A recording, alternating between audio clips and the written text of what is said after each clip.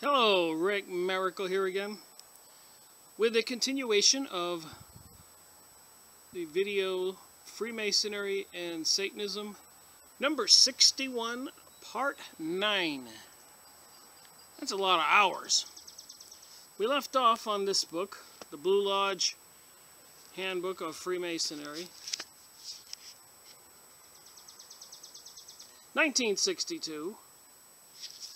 So, if you can't believe their own handbook for the Freemasons, the lodges in every town and every city, and many cities have many lodges, in every country, every territory, all over the world.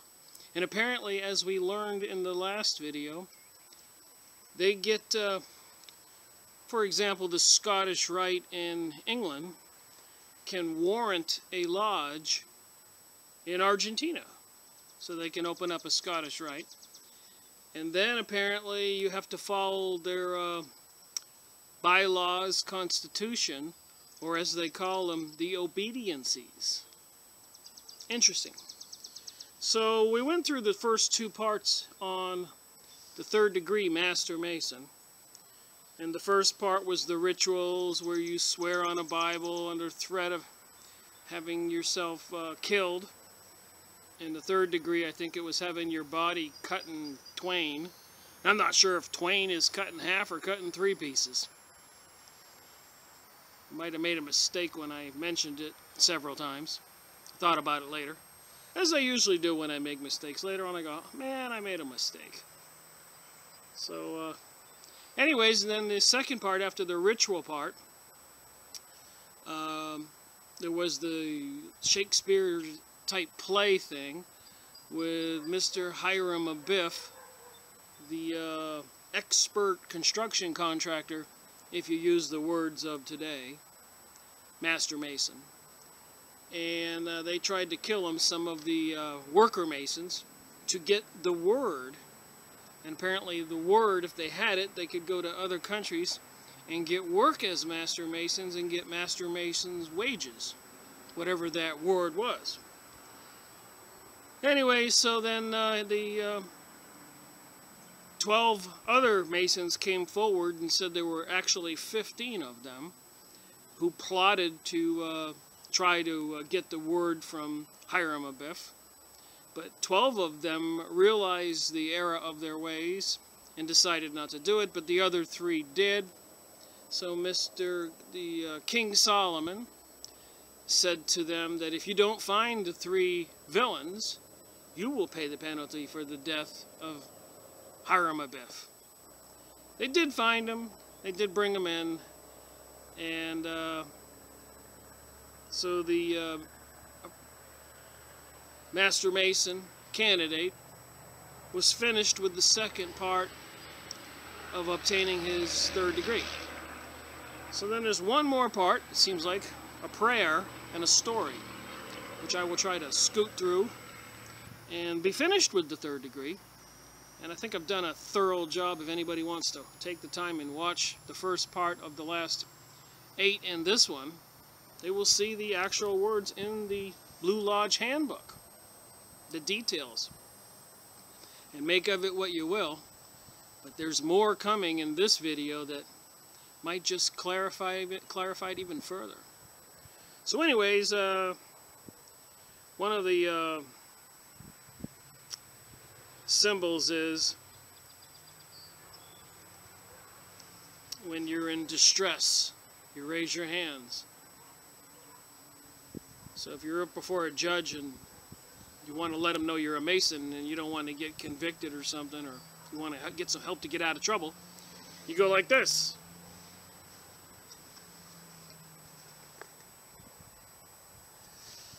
So anyways, we'll finish the first 2 parts of the 3rd degree. And so let's move on with, as you can see at the bottom here, the prayer. And there's just quite a bit to this story. Thou, O God, knowest our down-sitting and our uprising, and understandeth our thoughts afar off.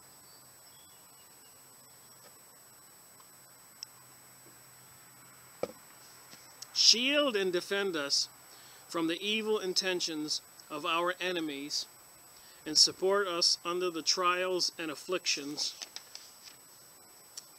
we are destined to endure while traveling through this vale of tears. Man that is born of woman is of few days and full of trouble.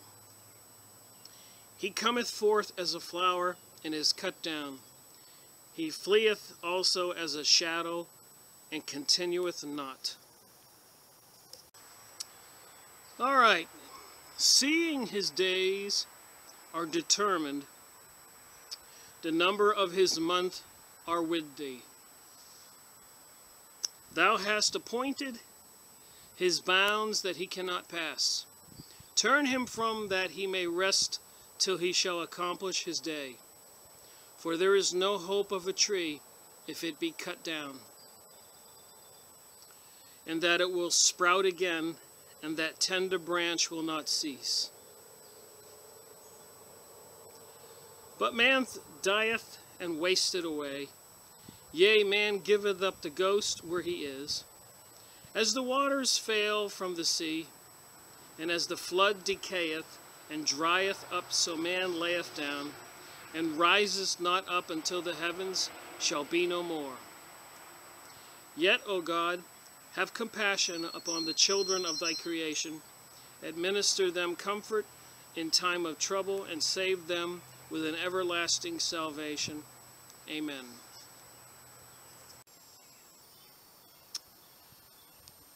Respond by the brethren, so mote it be. They all stand up, and the master, resuming his hat again, spreads his hands over the supposed grave, the candidate, as in the due guard of a master mason, and exclaims, I now command perfect silence, and with your assistance, my worthy companion Tyree, that would be the senior warden, one of the masons in the lodge, I will now raise the body by a strong grip of a master mason, or the lion's paw. So the candidate was laying down on the ground, and the master, most worshipful master, will try to lift him up. The master then steps forward, and taking the candidate by the right hand, grasping it firmly, presses the tops of his fingers very strongly against the joints of the candidate's wrist, where it unites with the hand, the candidate pressing his fingers against the corresponding part of the master's hand, and the space between the thumb and the first finger of each interlocked. So this is the special hand grip to acknowledge a master mason. This is a very firm grip, and it is called the strong grip of a master mason, or lion's paw. So you take your hand and put your thumb between the other person's first knuckle and their thumb and press really hard, and that's the strong grip of the master mason, or the lion's paw. The master also, with his left hand, lays hold of the candidate's right arm near the shoulder, while the senior warden takes him by the left arm, and then both master and senior warden, exerting considerable force, they lift him to his feet. The 5 points of fellowship. This is done by the master, still retaining his grip on the candidate's right hand, and placing the inside of his right foot against the inside of the right foot of the candidate, the toe of the one being towards the heel of the other, his right knee against the candidate. So they have this special grip and hug, I guess, part of the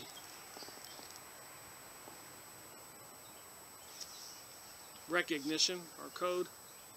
Candidate's right knee and right breast of the one close against the right breast of the other. So they put their right breasts against each other. The master's left hand against the candidate's back, and the candidate's left hand against the master's back.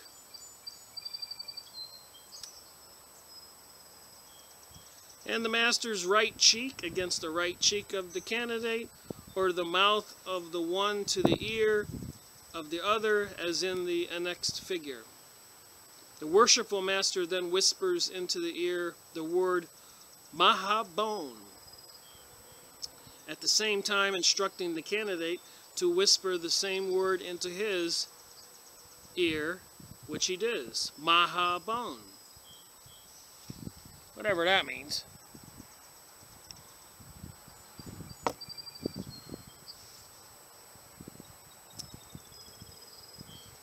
They then release each other, and the master steps back in a few paces, while the senior warden gives one rap, which seats all the brethren, leaving the master candidate and the senior deacon standing on the floor together. The foregoing ceremony is called the raising, and in connection therewith, the following is frequently proposed by masters of a sort to catch or test question to try strangers. Alright, moving on with the ritual here. So the test question to try strangers. From what to what? By what and on what were you made a Master Mason? And the answer, from a dead level to a living perpendicular, by the strong grip of a Master Mason, or lion's paw on the 5 points of fellowship. So he was laying down, and the Master Mason reached down with that special grip and lifted him up. So that's how he was raised to be a Mason, Master Mason.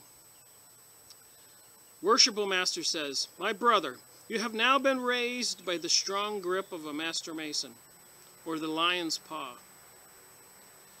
Alright, so moving on. Foot to foot teaches you will ever go on foot and out of your way to assist a needy, worthy brother. Knee to knee, that in all your devotions to deity, there's a deity there. Wonder which deity? Ra, Osiris, Horus, the all-seeing eye. You will remember a brother's welfare as well as your own. Breast to breast, that you will ever keep within your breast the secrets of a worthy brother. Master Mason is as inviolable as your own when communicating to and received by you as such, murder and treason accepted. So you will keep the secrets of a Master Mason brother, except murder and treason. Hand to back, that you will ever stretch forth your hand to save a falling brother, and that you will vindicate his character behind his back as well as before his face. Cheek to cheek, or mouth to ear, that you will ever whisper good counsel into the ear of an erring brother, and in the most friendly manner remind him of his errors and aid in his reformation, and that you will give him due and timely notice that he may ward off approaching danger, if in your power.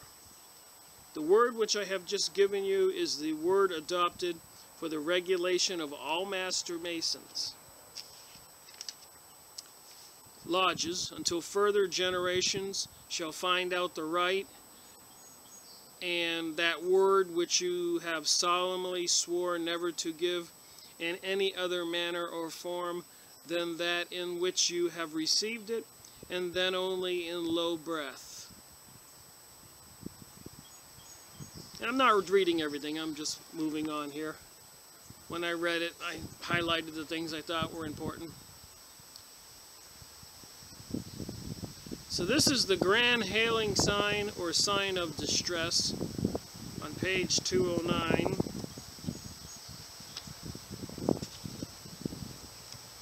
As I had just said earlier.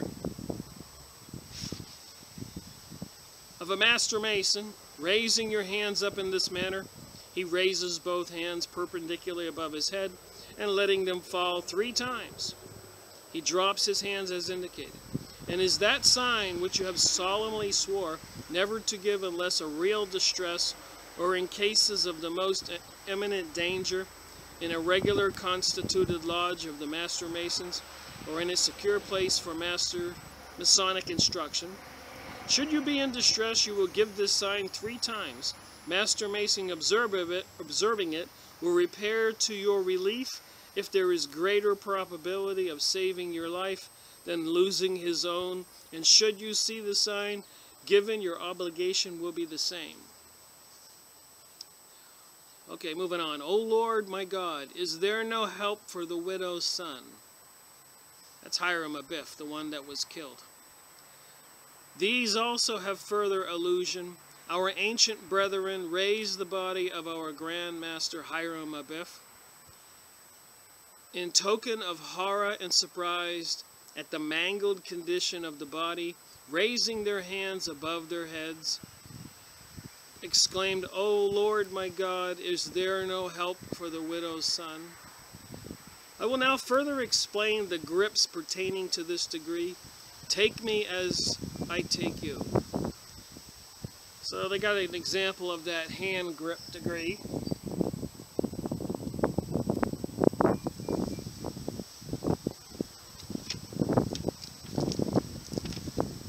So he puts the top of his fingers against the wrist of the candidate, where it unites with the hand and the candidate at the same time, being instructed to press his fingers against the corresponding part of the master's hand, and the fingers of each being somewhat apart. Worshipful Master says, pass, what is this? Senior Deacon for candidate. The strong grip of the Master Mason, or the lion's paw. Has it a name? And so they go through that little ritual again. And the worshipful Master then whispers in the ear of the candidate, Mahabon, after which the candidate whispers the same word in the Master's ear. Again, moving on. This closes the legend of the Tyranian artist.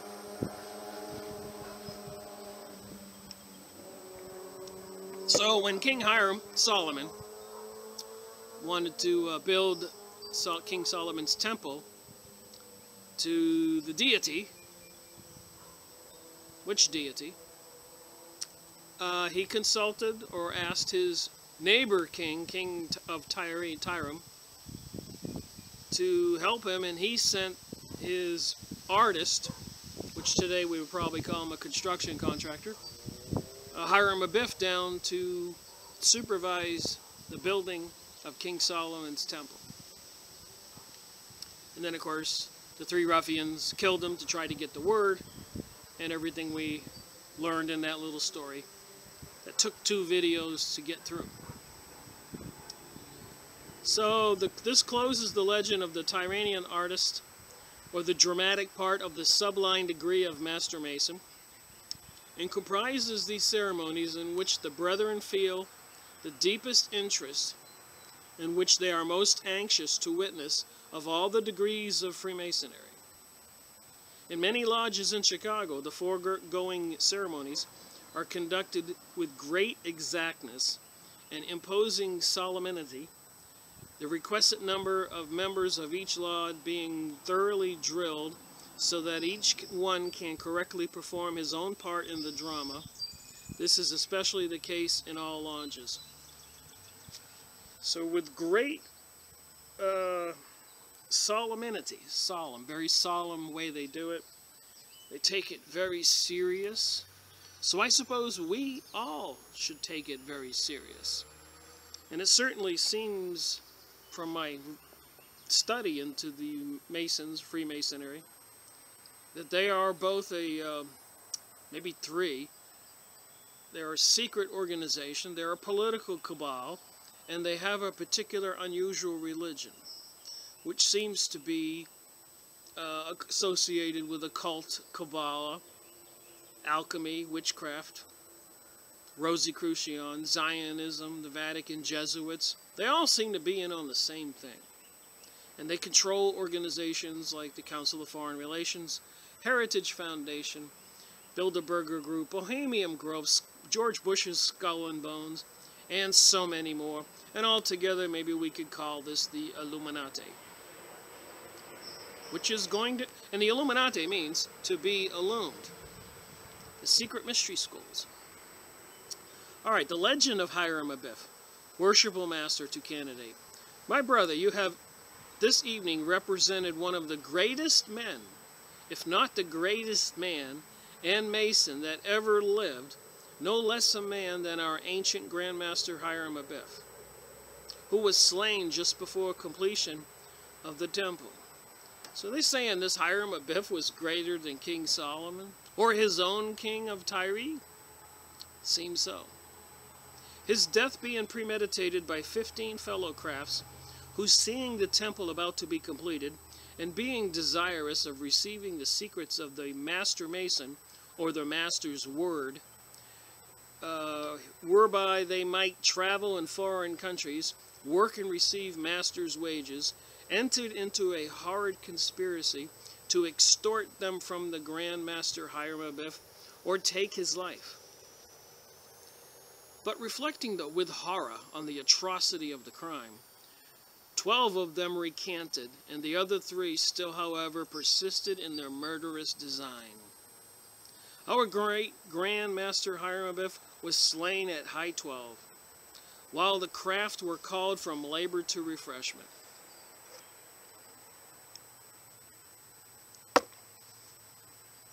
It being his custom at that hour to enter into the unfinished Sanctum Sanctorum, or Holy of Holies, of the temple, there to offer up his devotion to the deity and draw his designs on the trestle board.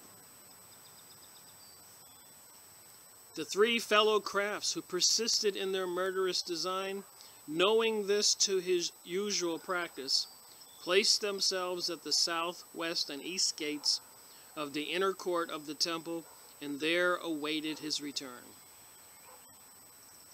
So we know the story of what they did and how they did it, so I'm going to pass over that so we can get this done, and move on to page 223.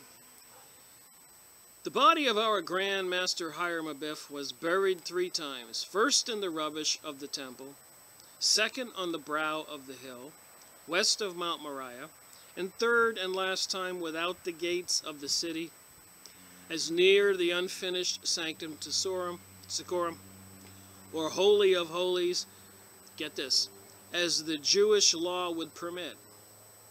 And the Masonic tradition informs us that they erected it to his memory, a marble monument consisting of a beautiful virgin weeping over a broken column, before her a book open, and in her right hand a sprag of acacia, that was that bush buried by his head, and in her left an urn, and time behind her, standing unfolding her ringlets and counting her hair. So they built this statue of a beautiful virgin weeping over a broken column, before her a book, in her right hand a twig, in her left an urn, and time, Father Time, behind her, standing unfolding her ringlets and counting her hair. And here's a picture of this statue or monument.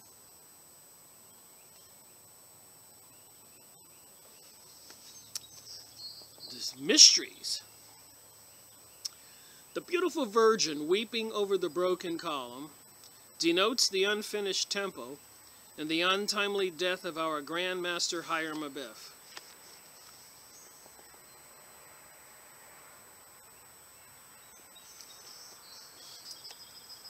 The book opened before her, that his virtues there lay in perpetual record. The sprig of acacia, the twig, in her right hand denotes the timely discovery of the body. The urn in her left, she has a small urn in her hand, that his ashes were there safely deposited to perpetuate the remembrance of the amiable, distinguished, and exemplary character. The time standing behind her, unfolding her ringlets and counting her hair, that time, patience, and perseverance will accomplish all things. The Master points to each of the above emblems of the chart as he proceeds with the explanation. All the foregoing, it will be observed, is a rehearsal of the temple legend, and is, of course, esoteric, occult, secret, or secret work that must be learned orally from the grand lecture or other lawfully constituted teacher. So the worshipful master says, Brother Hunt, Masonry may be said to be supported by three great pillars, called wisdom, strength, and beauty, by which are represented our three ancient, most excellent grand masters, Solomon, king of Israel, Hiram, king of Tyre, and Hiram Abiff, because there should be wisdom to contrive, strength to support, and beauty to adorn all great and important undertakings. So they want to rebuild King Solomon's temple now. It's part of this whole New World Order, New Age. And we the people better take it serious. These people, and the people above them, control most of our reality. We don't know it.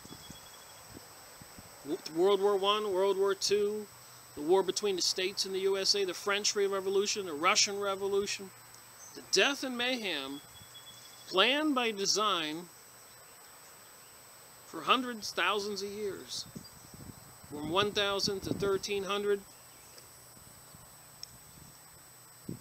AD in the 8 crusades over 300 years.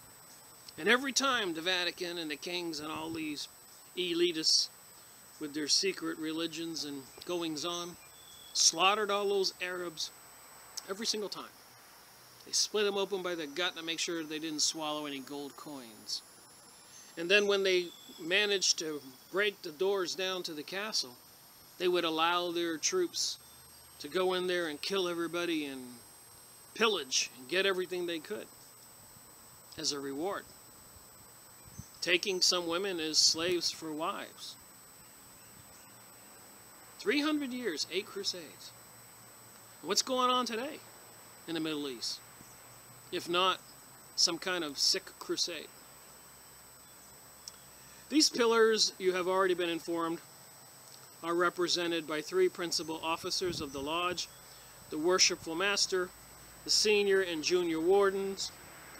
The pillar of wisdom represents King Solomon, whose great wisdom contrived and executed that stupendous monument of architecture which immortalized his name and proved the wonder and admiration of succeeding generations.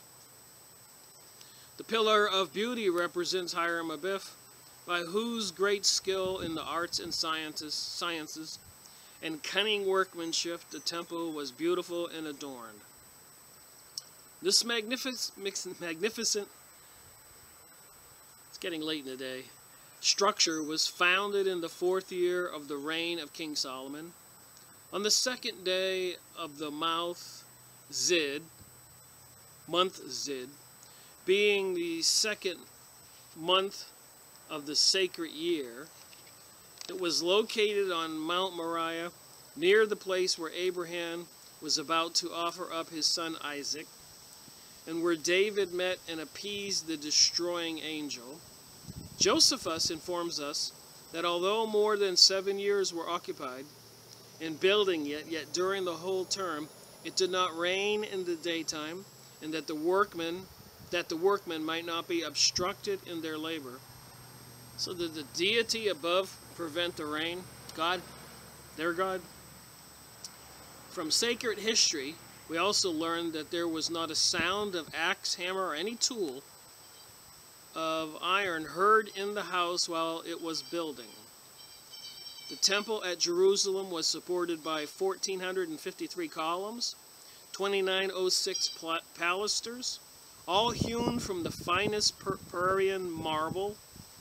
There were employed in its erection 153,303 workmen, 3 grand masters, 3,300 masters or overseers of the work, 80,000 fellow craft, or hewers in the mountains, and 70,000 entered apprentices, or bearers of burden. In front of the magnificent porch were placed the two celebrated pillars, one on the left hand and one on the right. They are supposed to have been placed there as a memorial to the children of Israel. This is important stuff to know.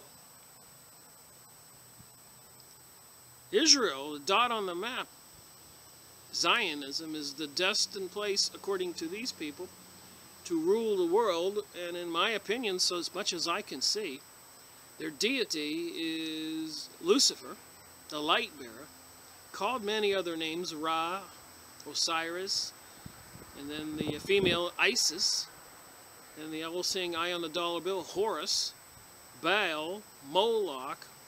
In front of CERN they have Shiva, and the telescope in Arizona that the Vatican had built and occupies for some strange important reason in 2015, this is May 22nd, they named the telescope Lucifer. Strange things. It behooves us to pay attention.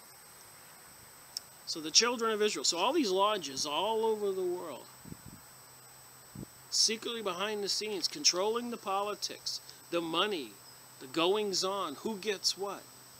We, as they call us, to profane, and the Jews call us the goyim, and not all Jews are in on this.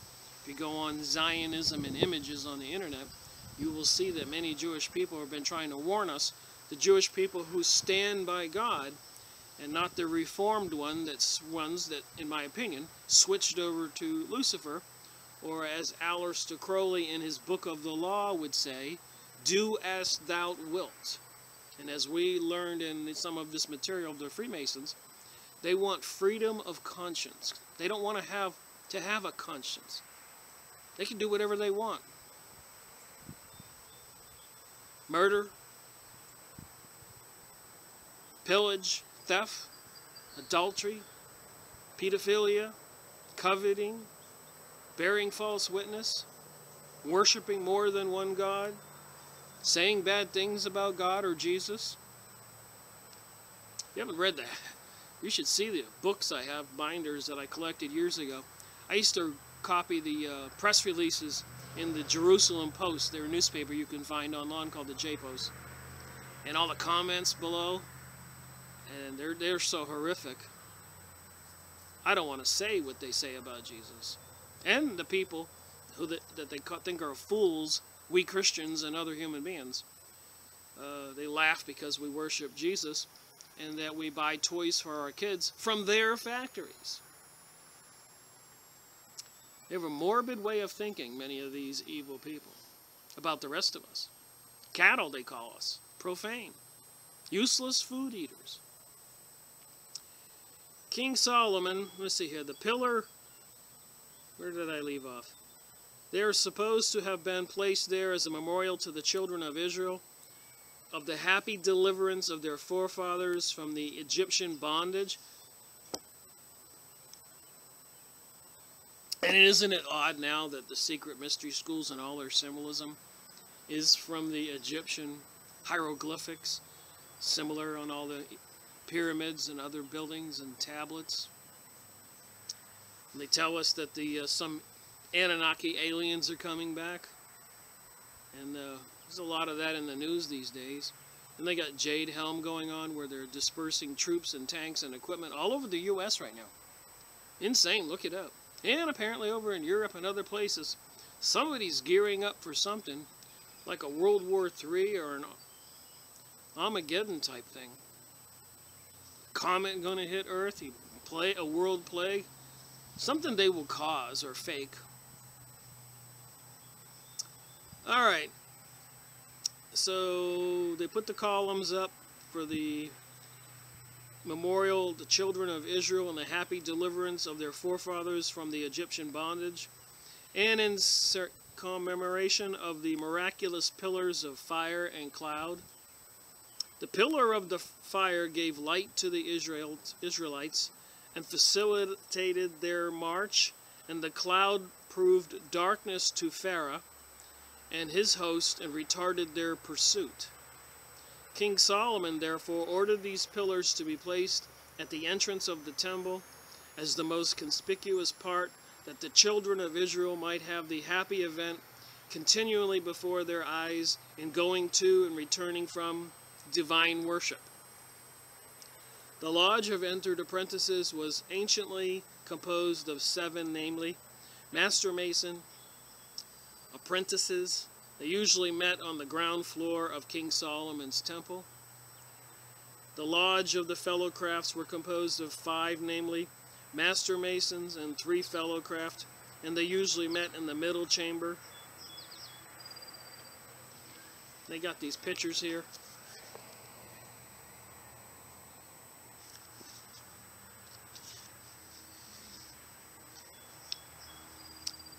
And a lodge to Master Mason was composed of, namely, Master Masons. They usually met in the unfinished Sanctum Sanctorum, or Holy of Holies, in King Solomon's temple. The 3 steps. I guess I got a picture of the 3 steps and a pot of incense and a beehive here.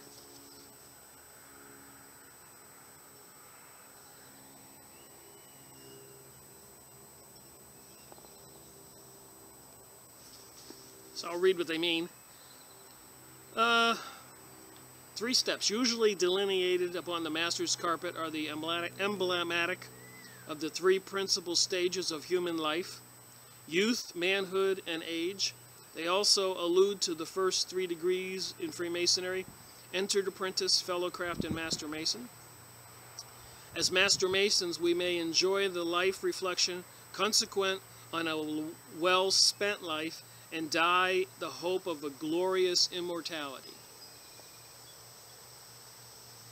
So Jesus died on the cross and said, "He that believeth in me shall have life, be saved." So these people have a different way of looking at that. 9 classes of emblems. Worshipful Master. Brother Hunt, there are 9 classes of emblems delineated upon the master's carpet, 8 of which are the pot of incense, the beehive, the constituted guarded by the Tyler's sword, the sword pointing to the naked heart, the all-seeing eye, remember it's on the dollar bill, and a lot of federal buildings, and the sun, moon, and stars, the anchor and arc, and 47th problem of Used, the hourglass, and the slith. So the pot of incense is an emblem of a pure heart, which is always an accepted sacrifice to deity. An accepted sacrifice to deity? An emblem of a pure heart, as which glows with fervent heat, so should our hearts continually glow with gratitude to the great and beneficent author of our existence for the manifold blessings and comforts we enjoy. The beehive is an emblem of an industry, recommends the practice of the virtue of all created beings, from the highest seraph, S-E-R-A-P-H, in heaven to the lowest reptile. So I guess that's some kind of entity in heaven, S-E-R-A-P-H, to the lowest reptile of the dust. It teaches us that we came into this world rational and intelligent beings. We should ever be industrious ones, never sitting down contented while our fellow creatures around us are in want, especially when it is in our power to relieve them without inconvenience to ourselves. Moving on, incapable of providing subsistence for himself or guarding against the attack of wild beasts in the field, sheltering himself from the inclemencies of the weather. So they're talking about man who was incapable of providing sustenance to himself, guarding against attack of wild beasts of the field, or sheltering himself from the inclemencies of the weather. So we had to become civilized to be able to do all that. Thus was man formed for social and active life, the noblest part of the work of God. The Book of Constitutions, guarded by the Tyler's sword, reminds us that we should ever be watchful and guarded in our thoughts, words, and actions, particularly when they are before the uninitiated. The sword pointing to the naked heart demonstrates that justice will sooner or later overtake us, and although our thoughts, words, and actions may be hidden from the eyes of man, yet that all-seeing eye, whom the sun, moon, and stars obey,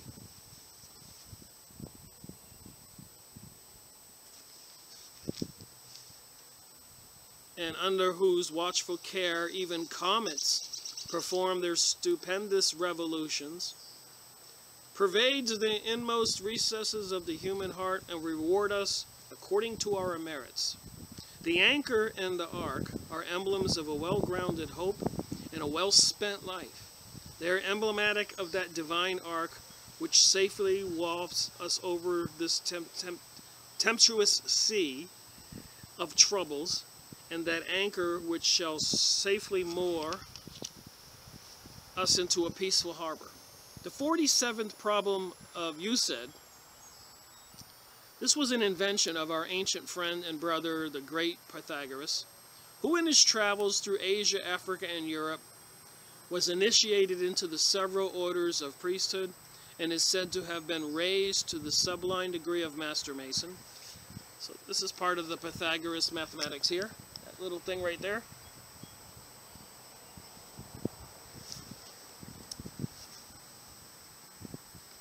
A general knowledge of things, and more especially of geometry and masonry. In the joy of his heart, he exclaimed, Eureka, in the Grecian language, signifying, I have found it. And upon discovery, in which he is said to have sacrificed a helicacomb, it teaches Masons to be general lovers of the arts and sciences. The hourglass. It is an emblem of human life. Behold how swiftly the sand runs, and how rapidly our lives are drawing to a close.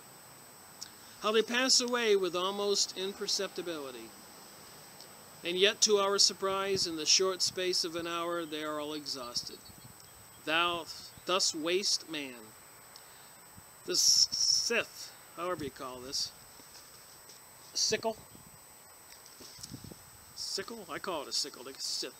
It is an emblem of time which cuts the brittle thread of life, launches us into eternity, and behold what havoc the scythe of time makes among the human race.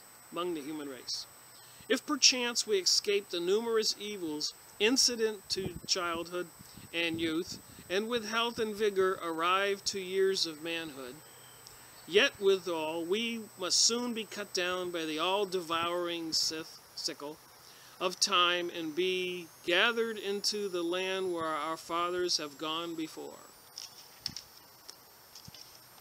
2 more pages. The setting of them all, the spade and the coffin.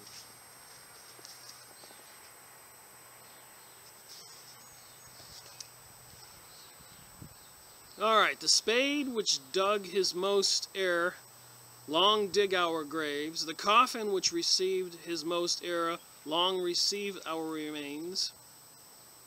These are striking emblems of mortality and afford serious reflection for the thinking mind. Bears the nearest affinity to that supreme intelligence which pervades and animates all nature and which can never, no, never die. Thus, my brother, we close our lecture on the solemn thought of death. We are born, we breathe, we suffer, we mourn, we die. Yes, my brother, we are all born to die. We feel our own feet slide from the precarious brink of which we stand. But a few suns more, my brother, and we too will be whelmed amidst death, awful wave to e'er rest in our silly shades, where the worms shall cover us, and naught but silence and darkness reign around our melancholy abode. But is this the end of man, and the expiring hope of faithful Masons? No, blessed be God.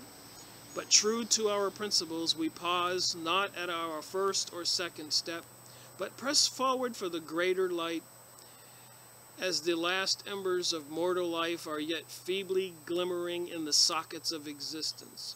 The Bible, the great light of Masonry, lifts the shroud, draws aside the subtle curtains of the tomb, and bids hope and joy to raise, to sustain and cheer departing spirit.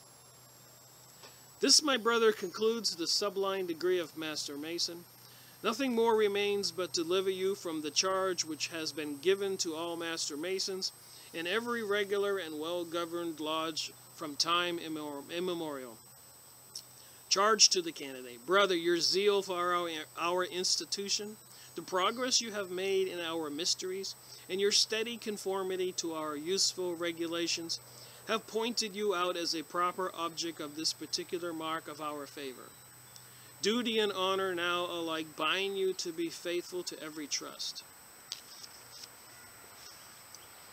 Character on all occasions, and strenuously to enforce by precept and example a steady obedience to the tenets of Freemasonry. Exemplary conduct on your part will convince the world that merit is the just title of our privileges, and that on you our favors have not been undeservedly bestowed. As a Master Mason, you are authorized to correct the errors and irregularities of your less informed brethren.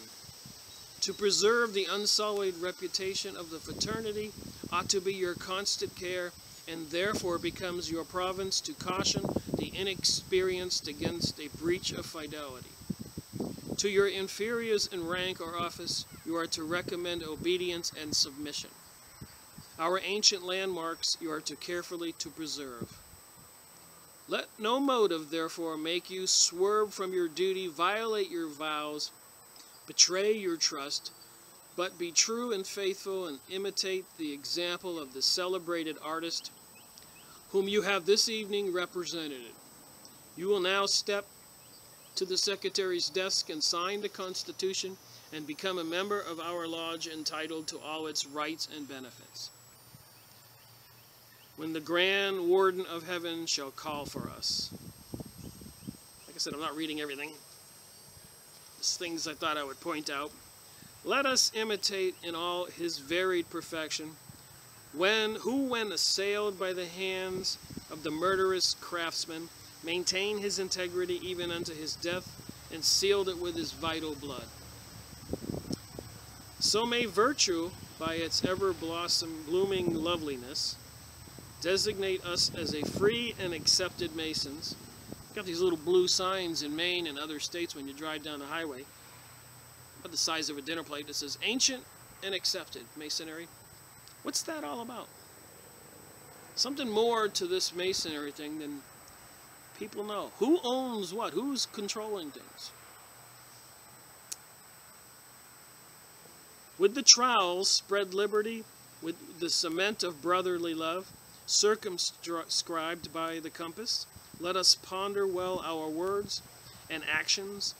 Let all the energies of our minds and the affections of our Supreme Grand Master's approbation. With joy we shall obey the summons of the Grand Warden of Heaven, and go from our labors on earth to eternal refreshment in the paradise of God, whereby the benefit of the pass of a pure and blameless life, and an unshaken confidence in the merits of the Lion of the tribe of Judah. Sounds like a Jewish thing again here. Shall we gain ready admission that celestial lodge where the supreme architect of the universe presides. There placed at his right hand, he will be pleased to pronounce us just and upright Masons. Then, my brethren, will you be fitly prepared for that spiritual building, that house not made with hands eternal in the heavens, where no discordant voice shall arise, and all the soul shall experience shall be perfect bliss, and all it shall express shall be perfect praise, and love divine ennoble every heart, and Hosanna exalted employ every tongue. And the worshipful master gives a rap, and the lodge seats. So we have just completed, now we got chapter 8, something else. But we have just completed the 3rd degree Master Mason. So we took time here, 9 videos, to get to the 3 degrees, me reading them from the book, most of the important text, but when it was redundant, I just passed over it instead of going through the ritual twice or 3 times. So now we're on to the book review, which is going to be very interesting. Hello, and welcome to this part of the video, my second book review. This ought to be interesting. I've been reading the Blue Lodge Handbook for quite a few videos, and a second book, and current events. And I hope if you've watched all this, it starts to gel in your head. There's something more going on, something more concerning about all the Freemasonic lodges all over the world. And to be honest, we haven't even touched the surface. Secret mystery schools. Look up, watch some. Bill Cooper, William Cooper, Babylon, secret mystery schools on the internet. Just get yourself a glass of wine, cup of coffee, sit back and watch some of his videos. You can't watch one and get anywhere. You're going to have to do it for a week and try to get the idea of the situation. Because many people today don't believe in magic, don't believe in ghosts, don't believe in God, don't believe in the conspiracy theory of nefarious activities going on in the background. Meanwhile, it's happening right in front of our faces worldwide. But people still don't believe. That's called normalcy bias. Nobody wants to believe. So I got an interesting book here. I thought I would take us off into the land of magic. A little history. The cover alone should tell you a lot.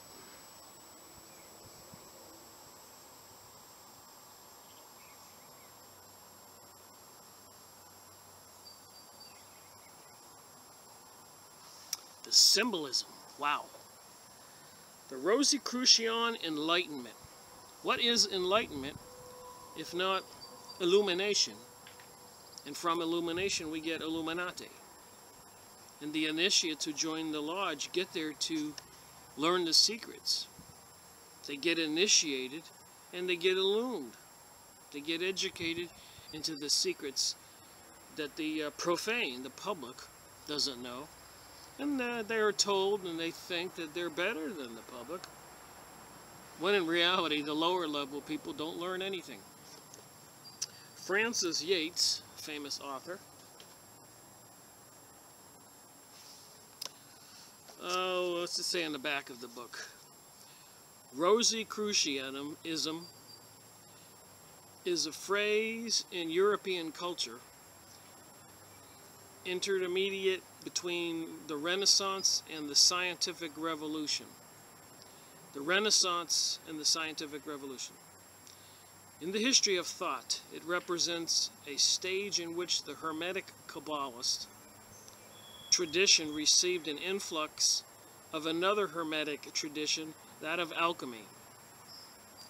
This book is the definitive work on the origin of Rosicrucian thought and its influence on politics.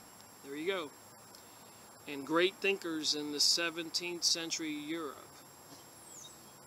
So we have to remember the United States was created in 1776, as well as Mr. Rothschild instructing Adam Weishaupt to form the Illuminati by combining all the Masonic lodges worldwide. The Rosicrucian Manifesto are mysterious documents published in Germany. Hitler was into the occult early in the 17th century, so that would have been around 1610, 1620. Dr. Yates connects them with the movement stirred up by John Dee in Bohemia during the reign of Queen Elizabeth I, and with events in Germany that culminated in the short-lived reign of the Winter King and the Queen of Bohemia Frederick, Elector Palatinate, and his wife, the daughter of James I. So they married the daughter of the King of England with the Frederick from Germany, trying to make peace and family unity. The reconstruction of this phase of European history takes Rosicrucianism beyond occult studies and makes a concern for serious historical inquiry.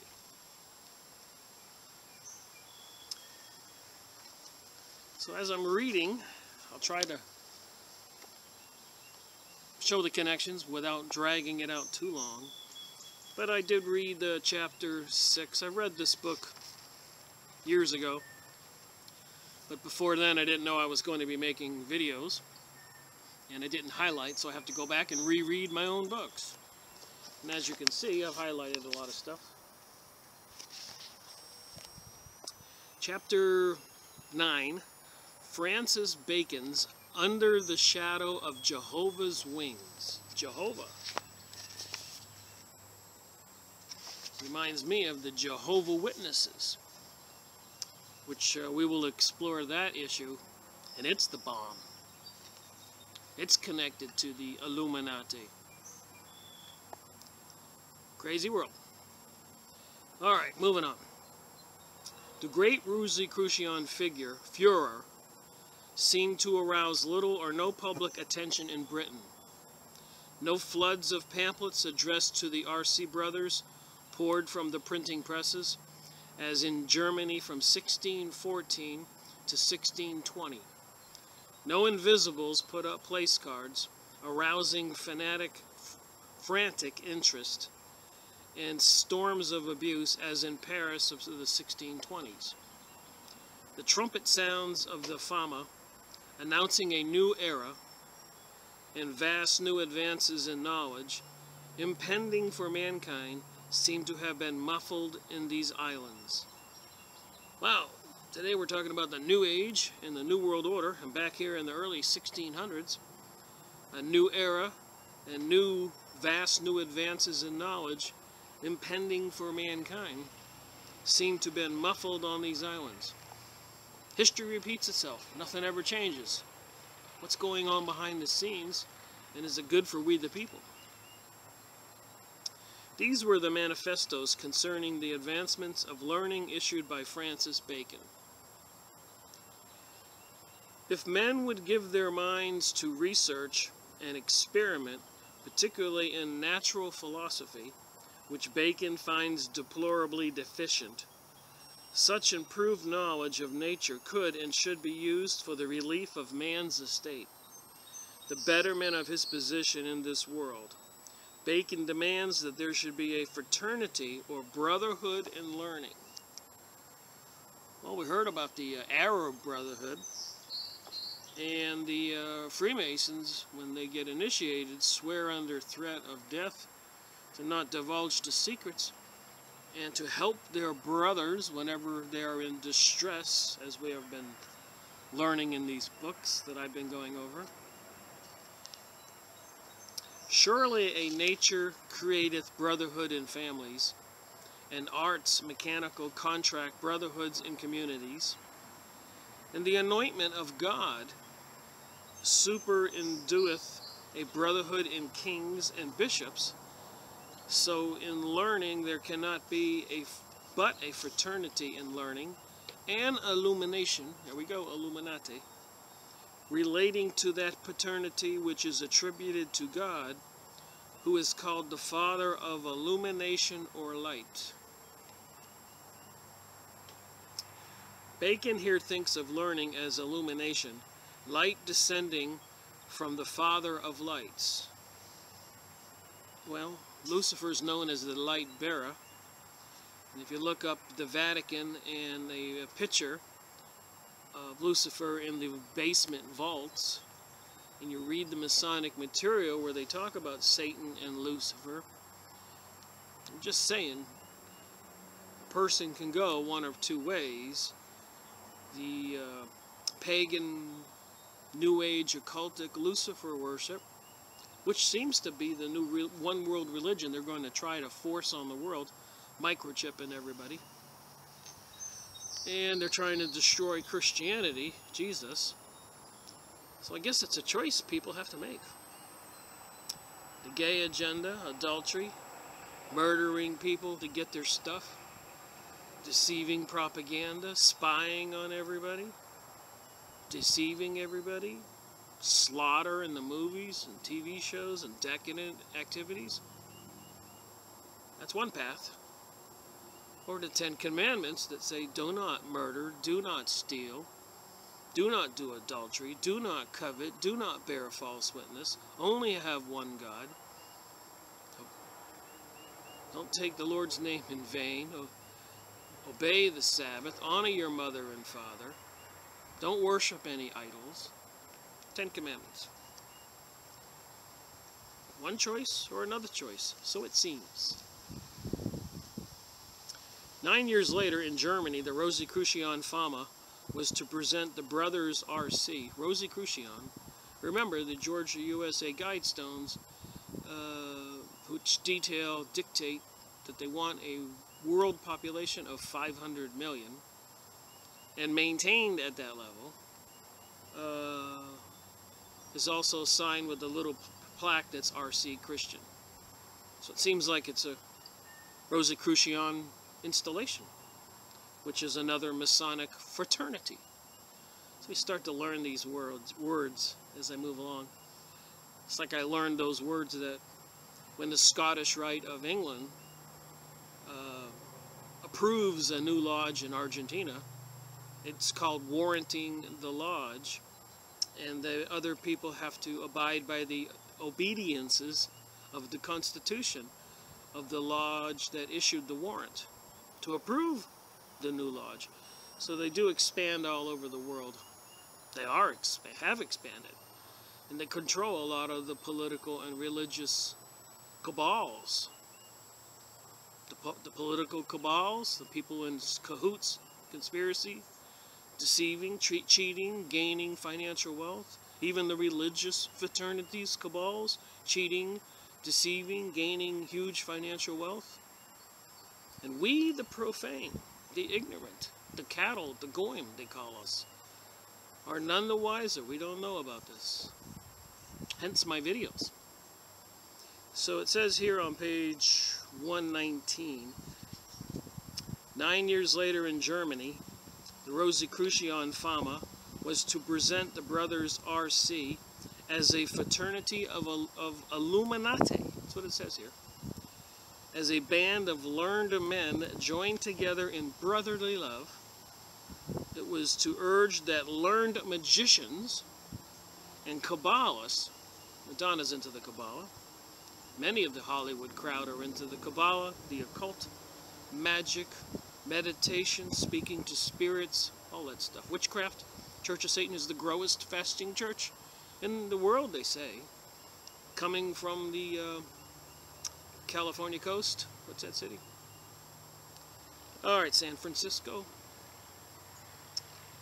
And Kabbalists should communicate their knowledge to one another, and it was to proclaim that the time was at hand of a great advance of knowledge of nature.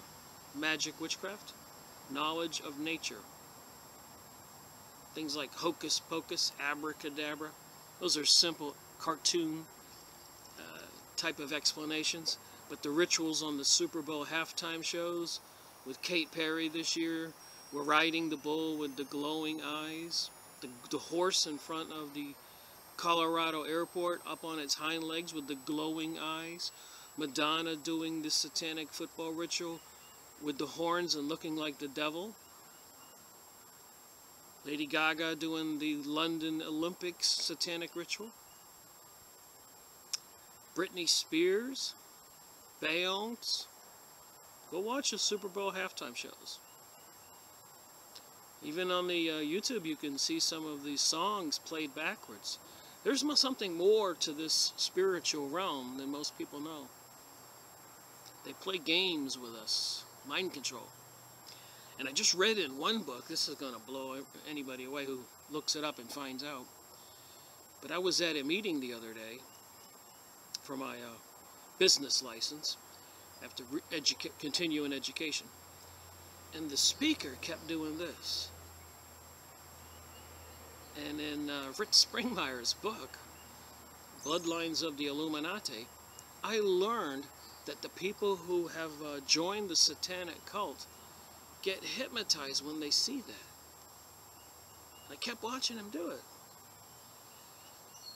Very weird. And then I read that in Fritz Springmeier's book just a little while ago, that they do that, and the people who have been to these groups and have been prepared fall into a hypnotic trance when they see that, the devil sign. Stuff you learn. All right. This parallel may suggest that comparison of the Baconian movement with the Rosicrucian, that would have been the famous writer Bacon, I'll get more into him in a minute, might be revealing for both, particularly perhaps of Bacon. So, in his book on Bacon, Paleo Russi has shown that it was out of the Hermetic tradition that Bacon emerged out of the Magi and Kabbalah, so magic and Kabbalah, of the Renaissance as it had reached him via the natural magicians. It says it right here.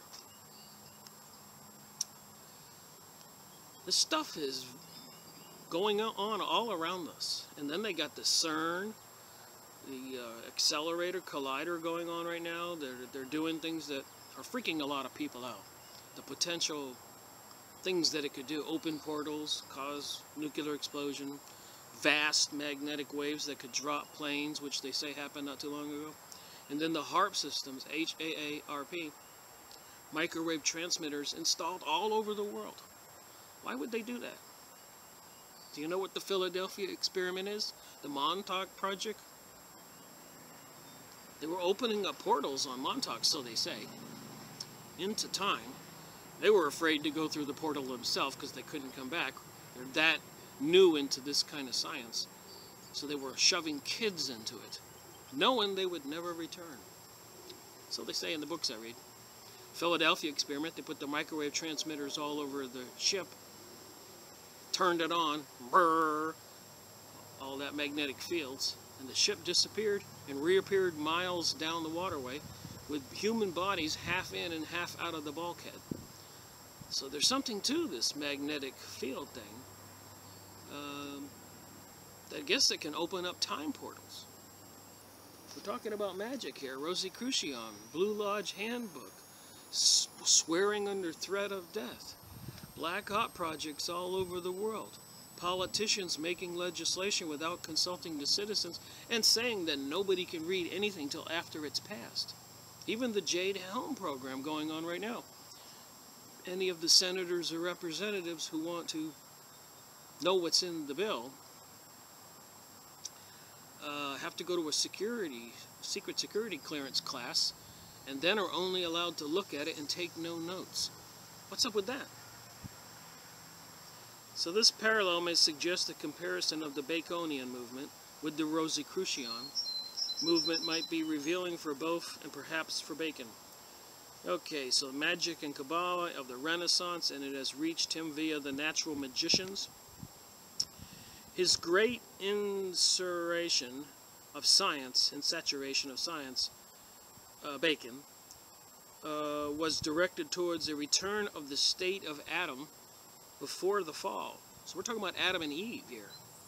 And the serpent who beguiled Eve, convinced her to eat of the apple. That changed her whole mental outlook on life. DNA. You want to use current scientific terms. All of a sudden she realized she was naked. So his great saturation of science was directed toward a return of the state of Adam before the fall. A state of pure and sinless contact with nature and knowledge of her powers. This was the view of scientific progress. A Progress Back towards Adam, held by the Cornelius Agrippa, the author of the influential Renaissance textbook on occult philosophy, and Bacon's Science, that's Francis Bacon, by the way, is still part occult science. If you read the Masonic, Freemasonic books and stuff, they mention the affiliation with the Rosicrucians everywhere. Albert Pike's book, all the books. They're just another version, same type of fraternity, just a different one. Okay, Bacon, he reviews his survey of learning, our natural magic, astrology, of which he seeks a reformed version, alchemy, by which he was profoundly influenced, fascination, the tools of a magician, and other themes. The German Rosicrucian writers hold similar views about the return of the wisdom of Adam. Remember, Adolf Hitler was into this stuff. And one of the stories about Adolf Hitler I've said in my previous videos. In Rabbi Marvin Antelman's book, apparently they had abducted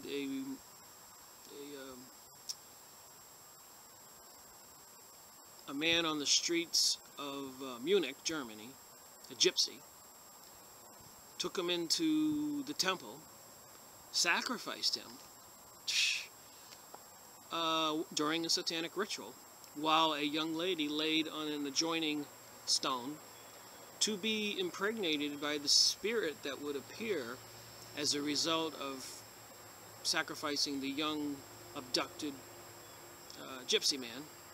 Apparently the spirit in Hitler's diary did appear, and but failed to make the girl pregnant.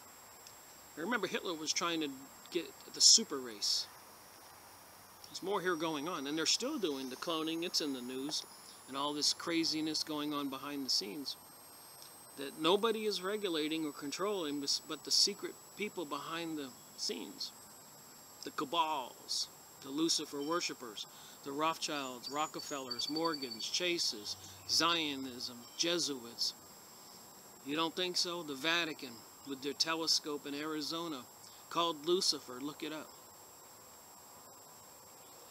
When the fantastic Rosicrucian myth is set aside, a labyrinth that both these movements are concerned with magico-scientific advance, while illumination in the sense of enlightenment.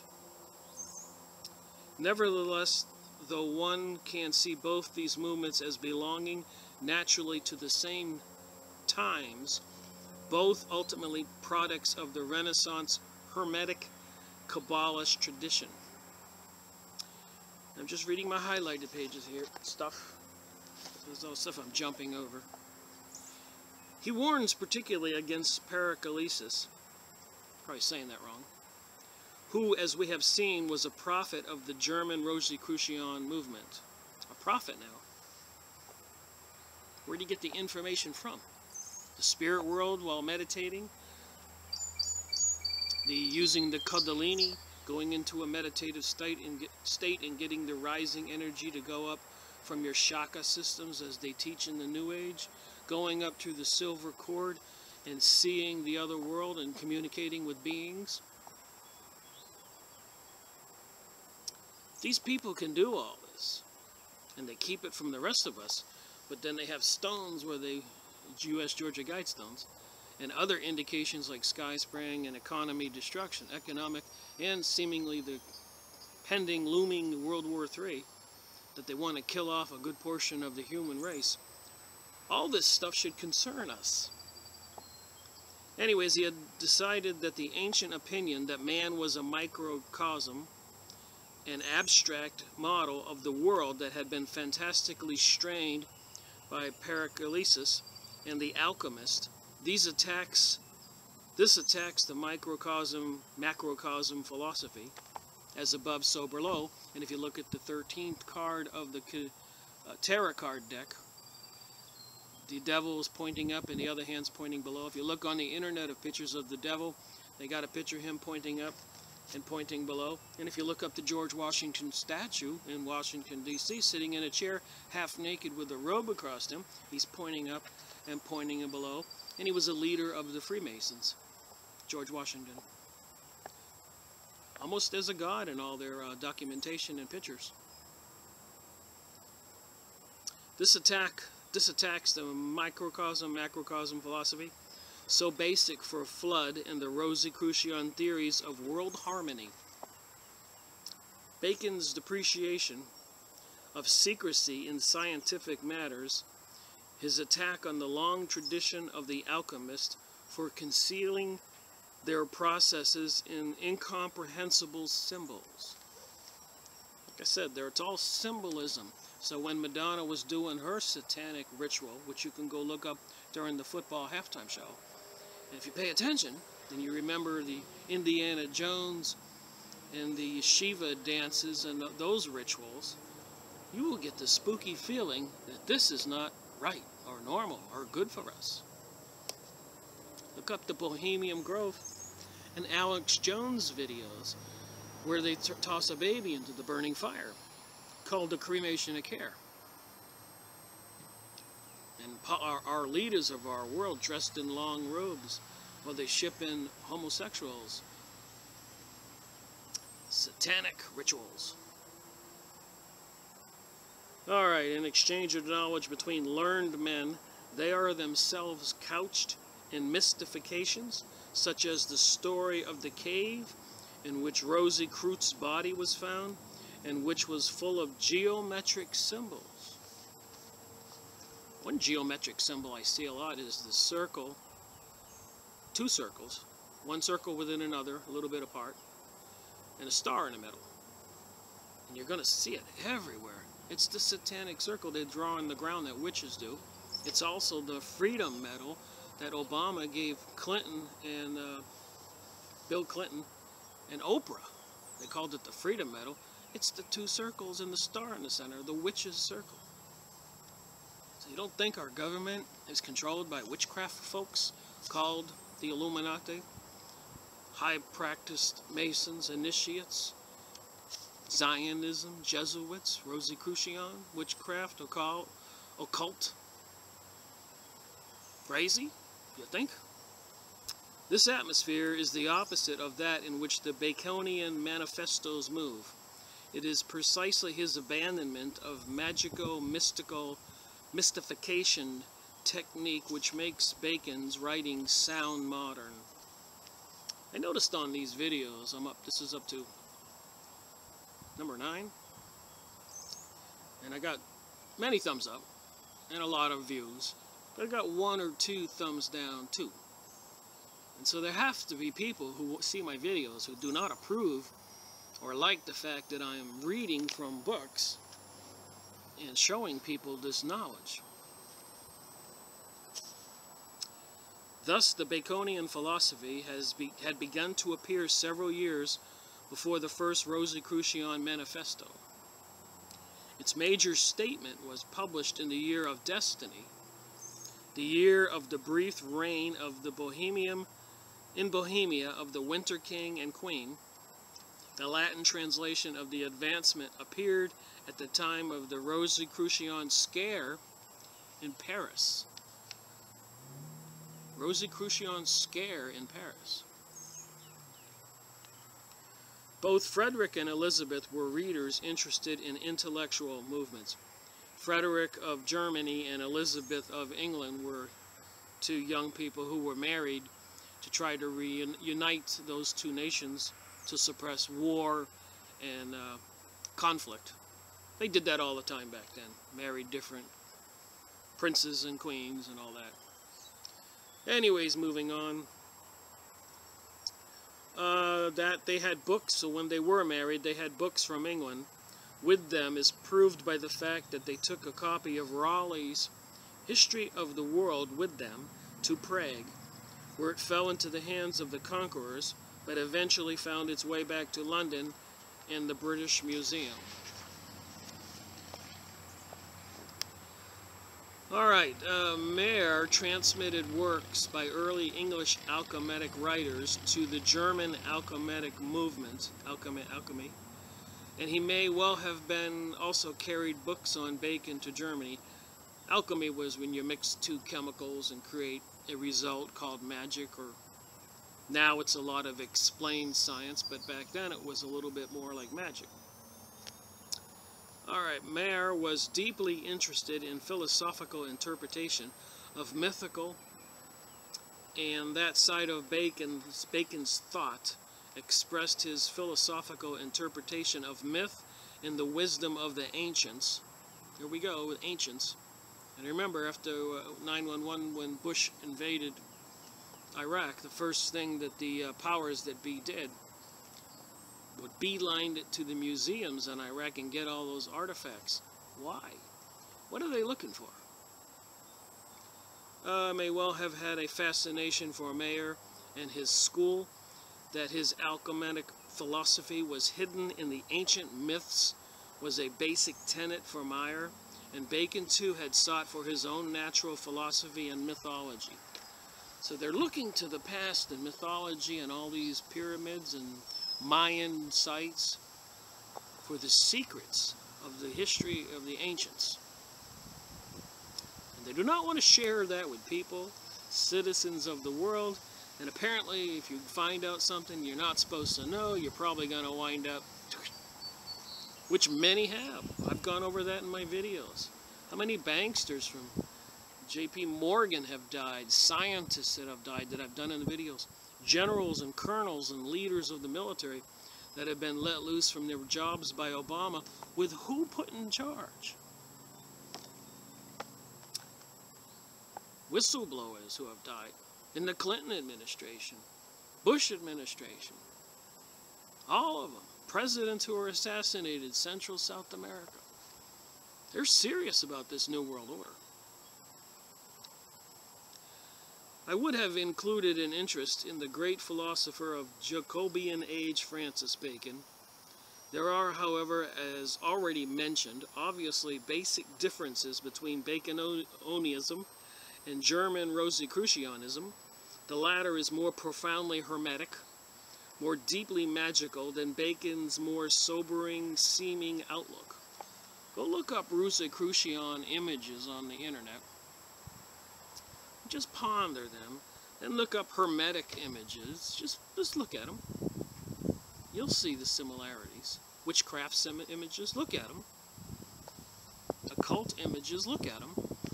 Freemasons, Knights Templars. Then go look up the KKK, Ku Klux Klan's images. You'll get it really quick. Save these images. Make yourself a little photo album. Show it to your friends. Oh my God. There's something going on. And the initiated know, who are illumined about the ancients, and who knows what they know and what they want to do, who worship Lucifer. John Dee, let's see, we have seen that Dee's Mona Hieroglyphia, there we go, hieroglyphics, the symbol in which he summed up his philosophy, recurs in the Rosicrucian literature. So John Dee was a magician for the crown in England, and he studied the hieroglyphics, the stuff that's etched in stone on the sphinx or the pyramids or tablets, and so it recurs in the Rosicrucian literature. Alright, his rejection of the Corpuscian theory and of William Gilbert's theory of the magnet. Obviously the magnet would have fascinated anybody in the ancient age. The magnets that repel each other and, gonna fly here, and attract each other when you turn them around. People would have probably thought that was magic. In an article published in 1968, I argued that Bacon's avoidance of such topics might have been due to a desire to keep his program as free as possible from implications of magic. Dee had been heavily suspected as a magician and a conjurer. Something interesting people don't know about John Dee and other magicians back then that I read before, and I've been trying to find it. But at one time and period, around this period of time, is they revamped the languages, the French language, the Italian language, the English language, they said to make it more beautiful. But I suspect now it was to make it more in line with sound. Again, abracadabra, hocus pocus. Make it magical. Certain words could create different effects in nature. Magic. Incantations. So that's why I think they revamped the language to tune it more into witchcraft. To make it simple understanding. Alright, so here it says, Giordano Bruno, the Hermetic magician, had associated the Copernican theory in a work published in England with the forthcoming return of Egyptian or magical religion. It says it right here.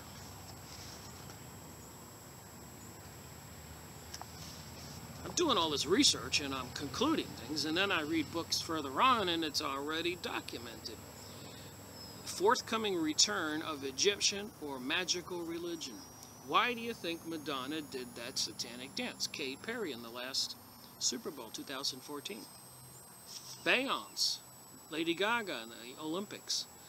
A lot of people who are in the inside and recognize this stuff were just unbelievably shocked to see satanic rituals right on stage with millions and millions of people worldwide watching it. Other crazy things are going on in our world that many people are aware of. Spirals in the sky, sightings of orbs, spiritual entities, glowing lights, creating the crop circles. No, there's no intelligent beings on other planets more advanced than us coming to save us. But apparently on this globe here of Earth, encompassed by a magnetic field, a gigantic holographic reality which we're all created, the demonic portals have been opened possibly, and opened back and forth maybe many times, bringing these entities into our dimension, and apparently at this particular point in time, for a new world order and new age. And I don't think it's going to be very nice. Apparently they want to kill most of the people. And what they keep, they'll want slaves, sex slaves, worker slaves, and an abundant supply of sacrifices to have. Remember Caesar in Rome, throwing the men in the arena with the lions and fighting each other with swords? Is that coming back? Truck drivers telling us that semi-tractor truckloads of guillotines are shipped to the army bases and FEMA camps. Jade Helm going on right now. FEMA camps everywhere, the government buying bullets. These people are into magic. And the lodges are on every street, USA, city, town, Haiti, Nicaragua, Argentina, Japan, China, Russia. Hope I'm making sense here. It's a little bizarre to me too. What I talk about is bizarre to me. And I'm not right on everything. My conclusion somewhere might be wrong. But you tell me in the comment section of this video. And if you don't think I'm saying the truth here, you can get the book. Look at the picture, come on. How bizarre does it have to be for us to get it? What goes behind in those secret lodges? There's videos on YouTube where apparently the Masonic lodges, they do some really kinky stuff. They ride goats naked, they have sex with goats. One video, they have a stripper in there dancing. Another thing I read was the police had to bust up a sex orgy going on in a lodge. What's going on? You can look all this stuff, just type it in the computer. Sex orgy Masonic lodge. Goats and Freemasons and sex. You'll find it. But I'll tell you what, a lot of people probably don't want to find it. They'd like to think ignorance is bliss. And that may be the case until the manure hits the fan. Alright,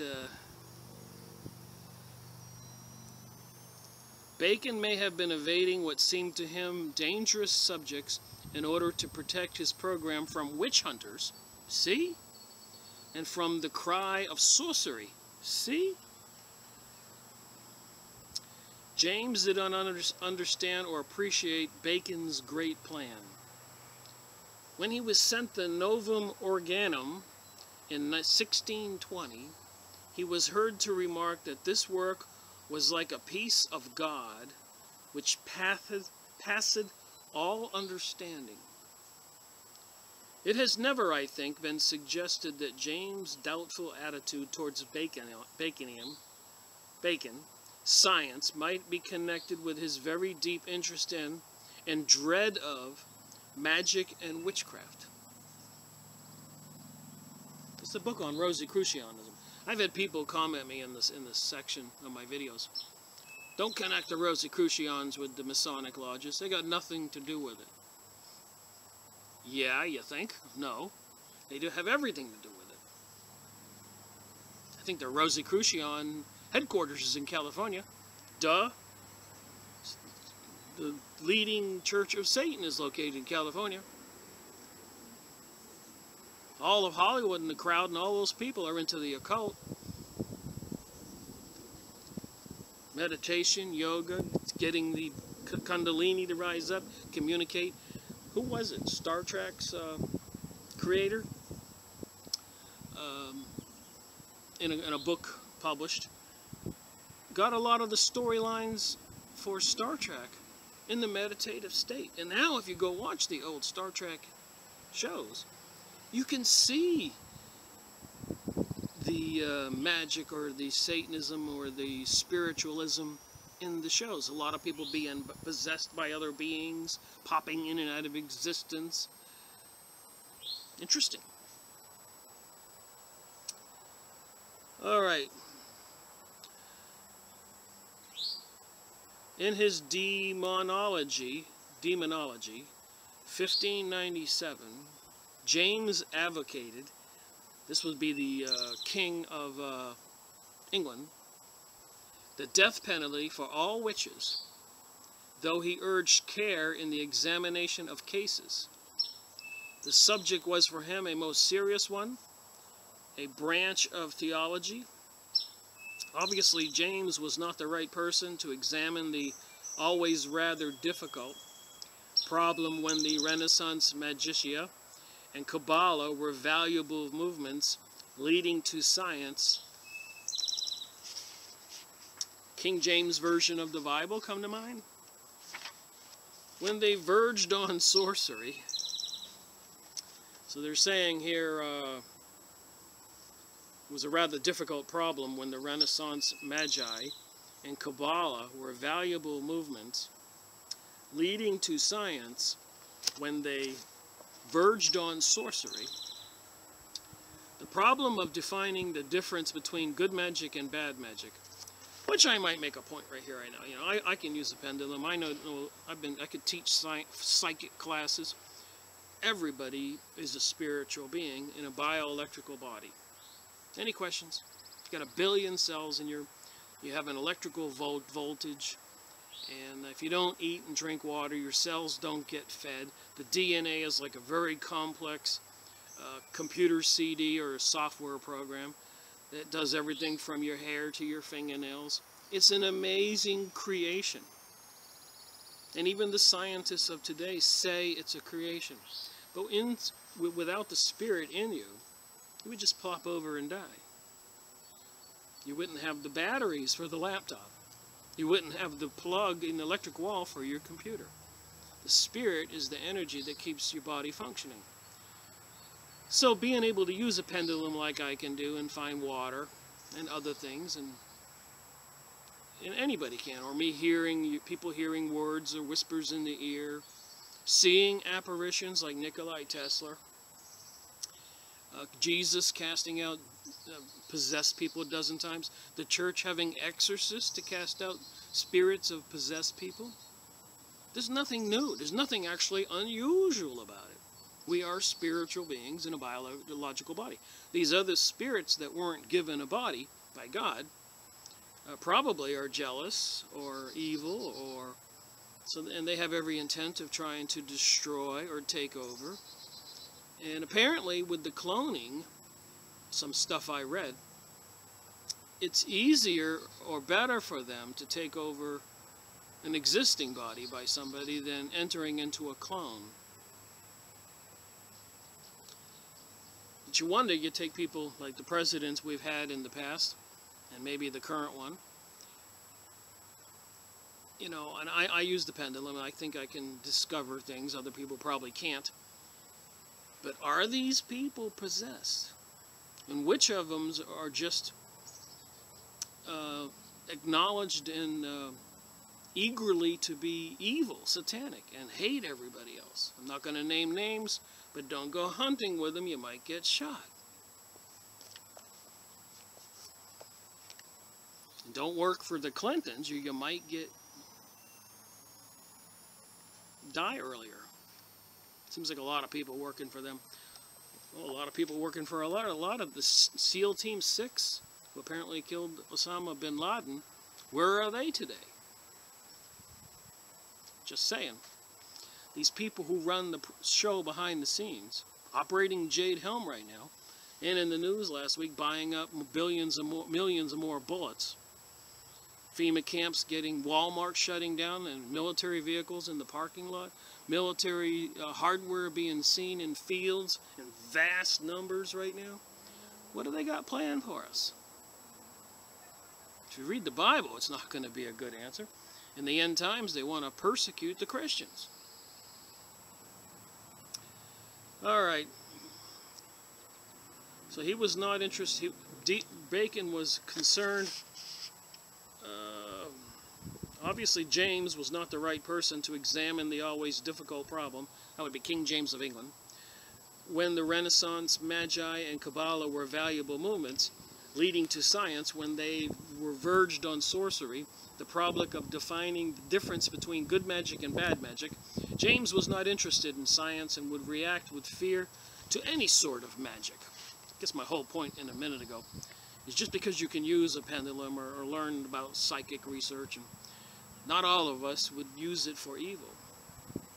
But apparently, there's a lot of people in secret lodges with the threat of death that would use it to take things from the rest of the people in the world and gain their wealth and their sexual fantasizations, and they're sacrificing to the demons that give them this power, if you want the simple explanation, in my opinion. Anyways, it is not surprising when old John Dee, the magician, appealed to James, King of England, for helping clearing his reputation from charges of conjuring devils, bringing forth spirits. We're all spiritual beings. James would have nothing to do with him. And even more obviously, it was not the way to influence James in favor of his son-in-law's plans and projects in the Palatinate and Bohemia, to associate him with the movement which wrapped its designs in enchanted vaults and invisible RC brothers who could easily be turned into sorcerers by witch hunters. So if you were into this stuff back then, they would call you a witch hunter. If you got charged guilty, you'd be burned at the stake. We too have been moving cautiously through this chapter, struck by the idea that there might be a certain parallelism between the Rosicrucian and the Baconian movements, that these might be, so to speak, differently developed halves of the same problem, that it might be illuminating for both to study them together. So I think the Masonic lodges and all that stuff, Illuminati, is a derivative. It came from the Rosicrucian and the Baconian movements back in the early 1600s that freaked out the King of England, James. And what was the Vatican doing in all this? You know, the Inquisition and mass killing people. But now it comes evident of a most striking kind from the New Atlantis. They say that America is the New Atlantis, which may not be a good thing. Bacon died in 1626.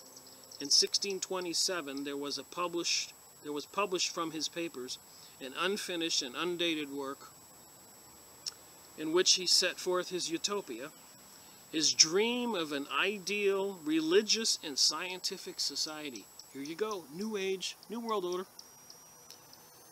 It takes the form of an allegory about the discovery of a storm-tossed mariners of a new land, the New Atlantis. Get it? Crossing the sea, come to America. The inhabitants of the New Atlantis had built there a perfect society, though remaining entirely unknown to the rest of the world. They were Christians. Christianity had been brought to them in early times, an angelical Christianity which emphasized brotherly love. They were also in an advanced state of scientific knowledge in their great college called Solomon's House. Get it? King Solomon, Freemasons? An order of priest scientists pursued researches in all the arts and sciences, the results of which they knew how to apply for the benefit of man.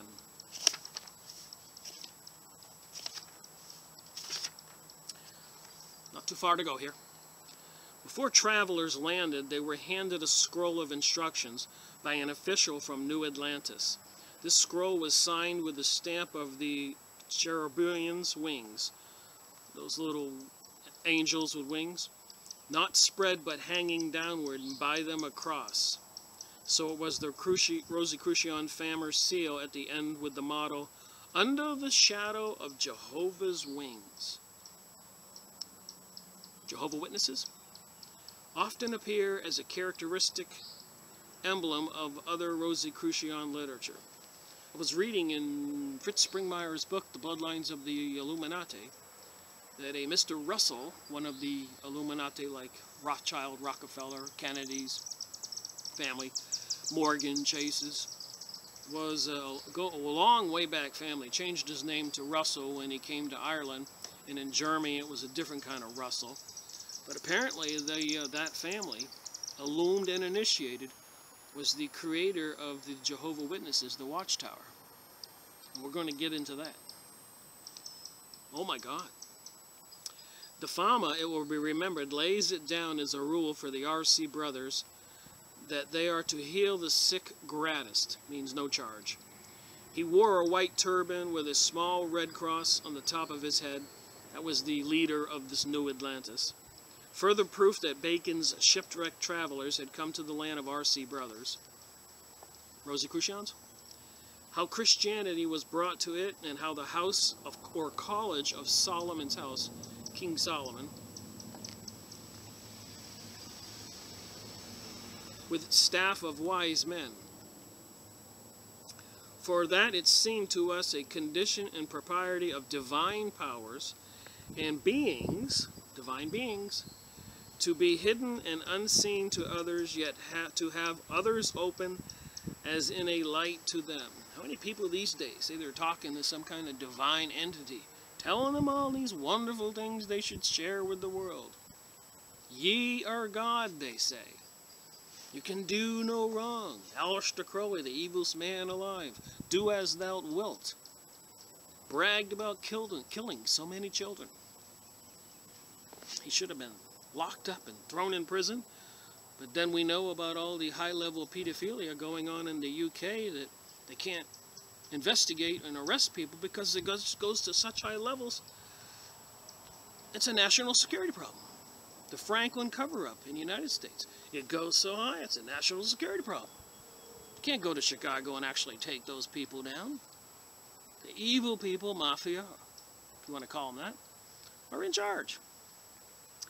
In this speech, the governor gave a gracious smile and said that we did well to ask pardon for this question.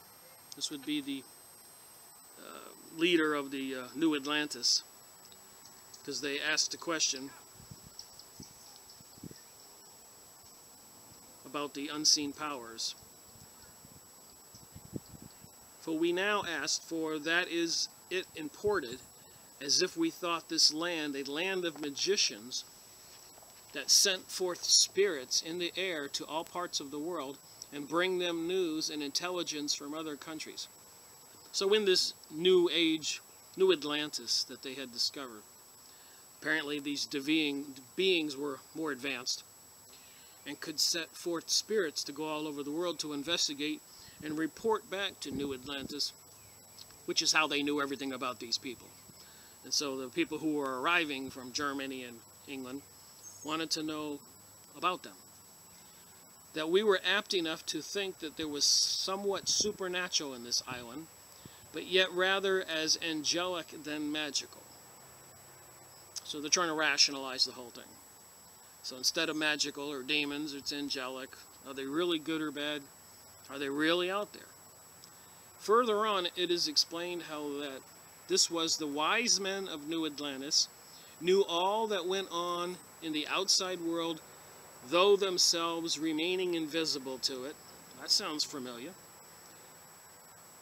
There's beings that are running all around doing crop circles and sightings in the sky and playing with planes, UFOs and alien sightings. Mutilated cattle and other animals, eyeballs and other organs taken. So maybe they can assemble them to some kind of formation of a being to be able to exist, to walk around on this earth. It was because travelers were sent out from the New Atlantis to collect information. They dressed in the dress of the countries they visited, adopted their habits, and so passed unperceived. Are they walking among us? The ordinance laid down in New Atlantis was that every 12 years, 3 of the fellows, or brethren of the Solomon's house, King Solomon, Blue Lodge, Freemasonic Handbook, rituals we just went through for the 3rd degree, should go forth on a mission to collect knowledge of the states of arts and sciences and bring back books, instruments, and news. For God's first creatures, which was light, to have light, I say, of the growth of all parts of the world. Thus, the name Rosy Cross is nowhere mentioned by Bacon in the New Atlantis. New Atlantis was governed by R.C. brothers in visible traveling as merchants of light. Lucifer is a being of light. In the outside world from their invisible college. Remember, you got to get illuminated, learn all this stuff. Or center, now called Solomon's house, King Solomon, in Israel, where they're taking over all the countries and murdering all the Arabs. Something bigger going on, I'm saying. Following the rules of R.C. fraternity, that's what they call the Masonic lodges, fraternities, to heal the sick free of charge, to wear no special dress. As the seal of Fama, the island was something angelic about it rather than magical. It's the officials wore a red cross on his turban. Alright, the last page. I am by office governor of the House of Strangers, and by vocation I am a Christian priest and an order of the Rosy Cross. When Bacon speaks of one of the wise men of the House of Solomon, Hayden speaks explicitly of the House of Solomon, New Atlantis, as the same as the Temple of the Rosy Cross, which they have one of those in California. When Bacon says that they have some lost works of Solomon, remember in the Blue Lodge Freemasonic Handbook, we were looking for the lost word. You think there's a similarity or coincidence here? In New Atlantis, the lost works of Solomon. Hayden explains into this statement that they have the Book M, which was written by Solomon in New Atlantis. The Book M was one of the sacred objects found in the tomb of Christian Rosicrucians, according to the Fama. Bacon belonged to some Rosicrucian or Masonic secret society. They don't have any proof that he belonged to some Masonic lodge. Okay, the fact will have to be studied very seriously in the future by historians of thought and studied in connection with the German Rosicrucian movement. The religion of New Atlantis has much in common with that of the Rosicrucian Manifesto. It is intensely Christian in spirit, though not doctrinal, interpreting the Christian spirit in terms of practical benevolence. So Christ means the anointed one, but they're not mentioning Jesus here, just somebody else who's anointed, Christian. And they're saying it's practical terms and benevolence, but it seems like they rule the world and a lot of people suffer and die and get killed and robbed. So I'm not pretty happy with the benevolence of the secret societies thus far. Are you? like the real R.C. Brothers, it is profoundly influenced by the Hebraic, the Jewish people, Christian mysticism, that's a good combination, as in Christian Kabbalah. There you go. How are you going to have an evil Christian Kabbalah? Sometimes it's too much. The inhabitants of the New Atlantis respect the Jews. Well, if we know the Freemasonic lodges, or they got pictures of the trying to rebuild King Solomon's temple, it's in all the work. So I think the Jews might be controlling these people. They call their college after Solomon and seek for God in nature.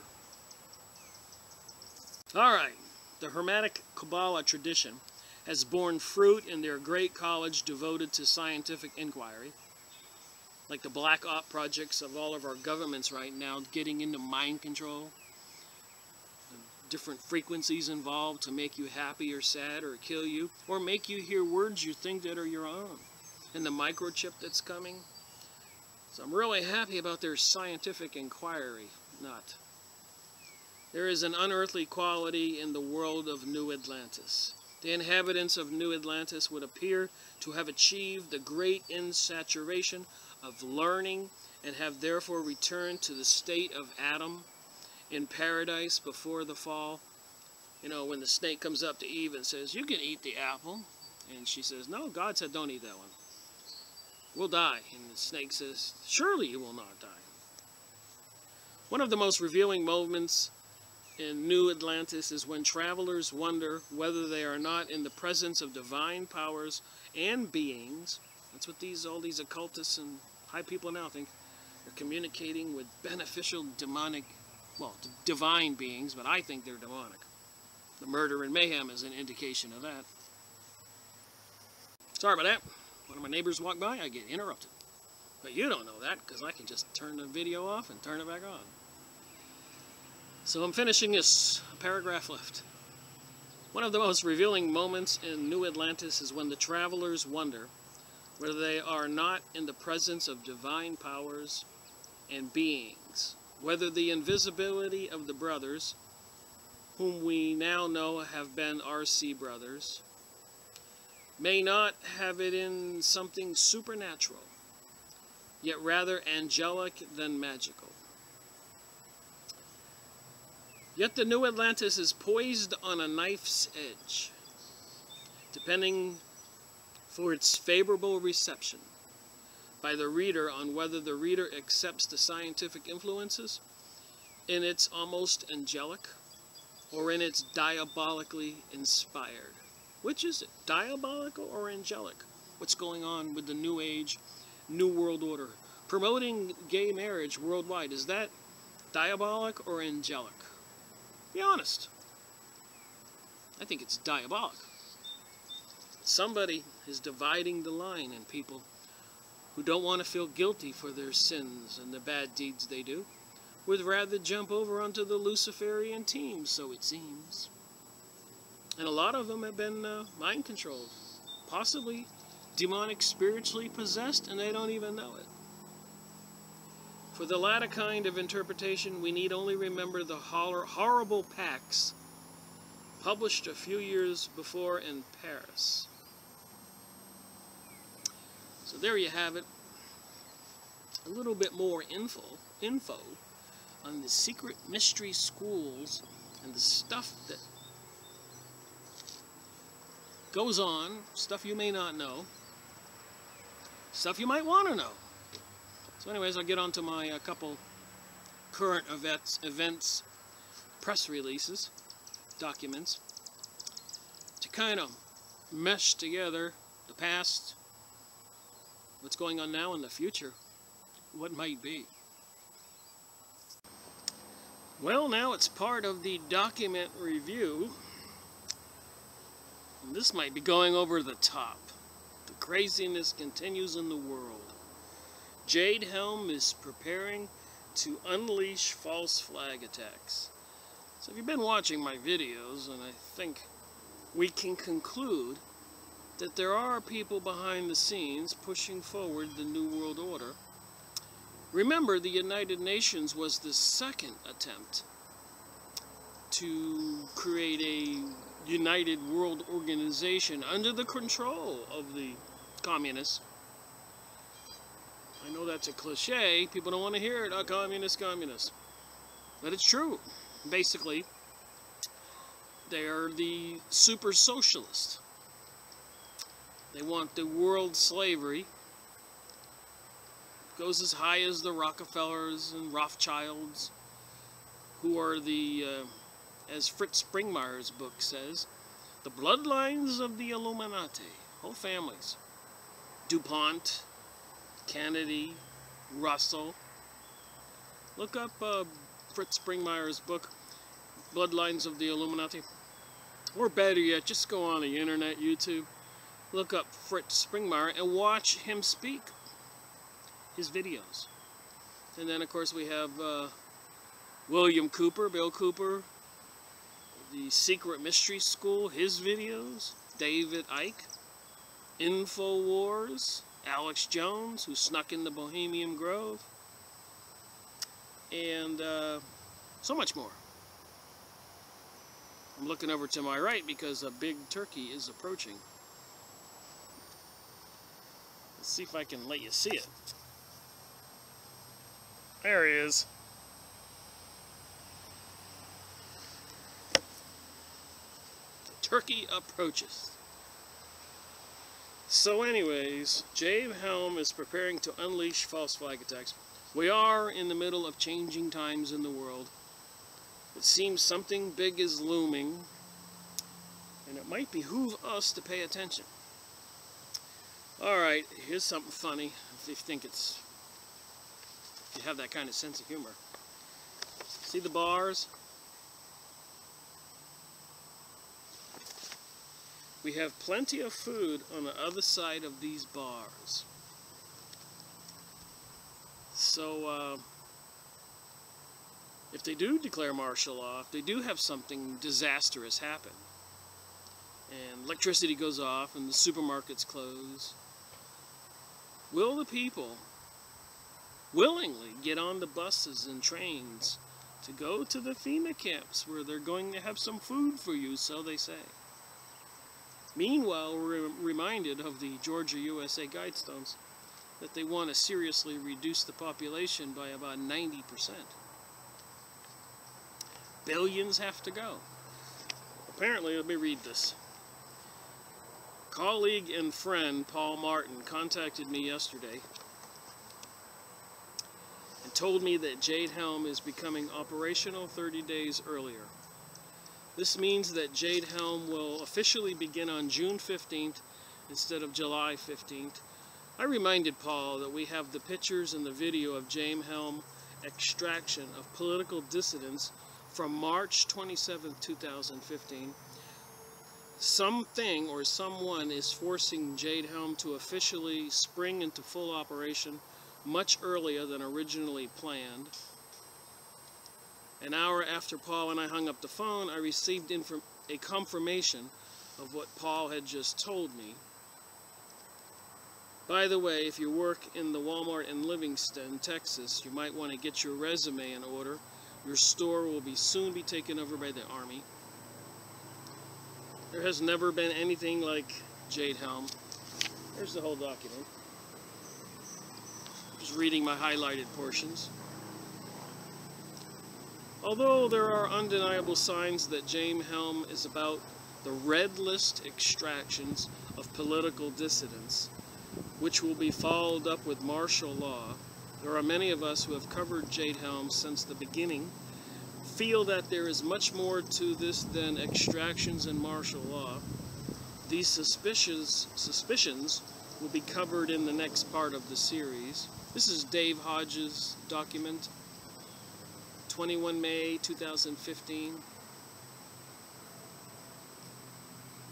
Suffice it to say, for now, that the sheer enormity of the drill is so mammoth that it almost defies description. We know that Jade Helm is preparing to unleash political dissident extractions and impose martial law. We have now discovered a third purpose of Jade Helm will use TIGR, to unleash false flags. False flags like Sandy Hook or the Boston bombing. And we know that the Federal Reserve, I guess, recently left New York, along with a lot of other government organizations, and moved to Chicago. Is there something looming for New York City? I think Obama said that was his fear. Are they telling us? Yuma Logistics Marine Base, just off Interstate 15 north of Barstow, California, at Yuma Logistics Marine Base. This private video was taken by a person who travels this road on a regular basis. A number of military vehicles that he captured on the video is mind-boggling. I've never seen anything this enormous as regular military vehicles, tanks, MRAPs, and Humvees are videotaped. So if you go look up this document, you'll see several videos.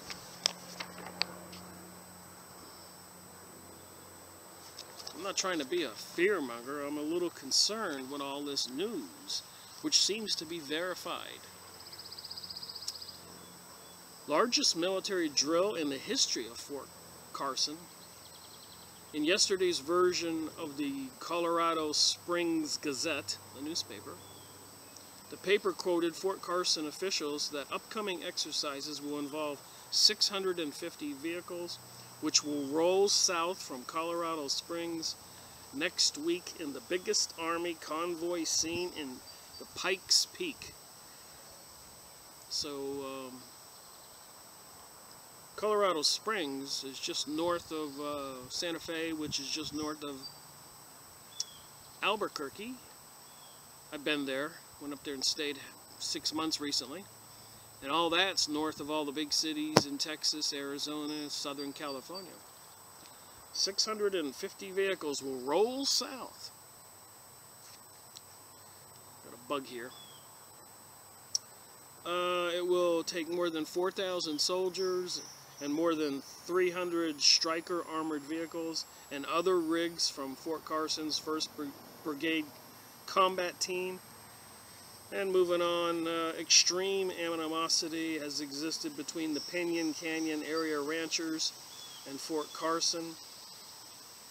I have interviewed ranchers from the area who have been upset for years that Fort Carson's vehicles have roamed over private property leading up to the site and were guilty of doing irreversible harm to the virgin prairie land.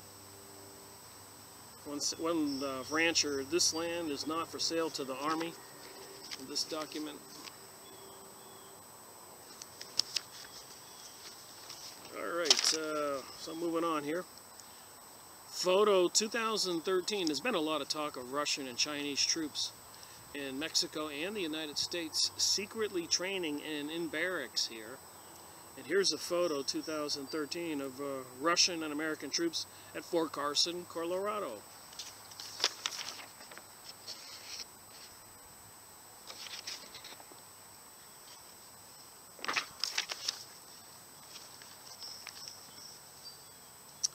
Let me remind everyone of two things. First, the accompanying picture of U.S. troops posing and training with Russian troops was taken at Fort Carson. Secondly, the training will take place east of Trinidad, Colorado. The area was used to illegally incarcerate Americans of Japanese extraction in the early days of World War II. Today, this area is considered to be a FEMA camp and has been the site of many detention drills. Oh my. And then formerly a World War II detention center. Here it is.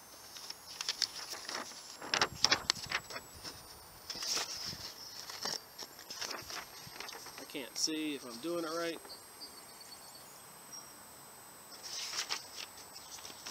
Look up this document. The Army, Russians, and the FEMA camp. Given what I have reported on the use of foreign troops in the Army document FM 3-39.40, does this raise anyone's eyebrows? This solidifies the notion that James Helm is unquestionably connected to political dissident extraction, martial, and now FEMA re-education camps. And remember, they got computers now, big, huge computer systems that have been monitoring everybody for years. They know what you think, whether you're going to go along with this thing. Everybody's been identified, ID'd, and people who will resist, particularly Christians.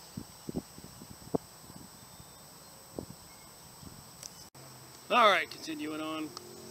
Curious happenings involving TIGR activities in Manhattan. On this document. So apparently, you gotta love technology. Originally introduced on the battlefield in 2007 and subsequently deployed across Iraq and Afghanistan, the Tactical Ground Reporting TIGR system began as an experimental project initiated by the Defense Advanced Research Projects Agency, DARPA, and gave it to soldiers to see how they might make use of it. So apparently, like police cars, if you look in the window, they have these little laptops. They can be behind you and punch in your tag and see if you're somebody they might want to pull over if you're wanted. Well, they got these TIGR systems that when the troops are deployed, let's say martial law, they can just type in the data, what's going on in the area, whether they need help or not. A instantaneous computerized reporting system. They have gone high-tech. The citizens probably don't stand a chance. Is a web-based information sharing system that is available on secure laptops and allows soldiers to continuously update and add information about the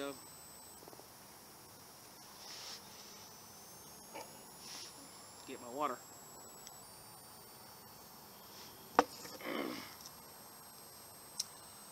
About the areas where they are deployed. The system makes it simple to add notes, identify trouble spots, update information on current maps and satellite imagery, using a kind of map-based tool, social messaging, media common to the web. And they had these vehicles spotted in downtown Manhattan, New York City.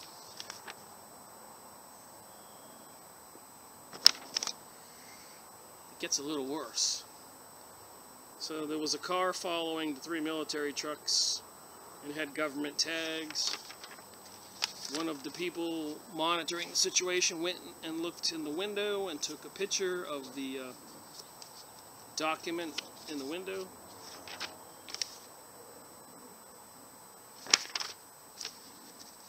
From the windshield, the photo of the car listed above. Please note that you can clearly read IED. You know what IEDs are? Those are those homemade bombs, IEDs. In the document that Tracy photographed on the windshield of the car. And here is a picture of debris used to make IEDs. It's got rocks and pieces of metal and stuff.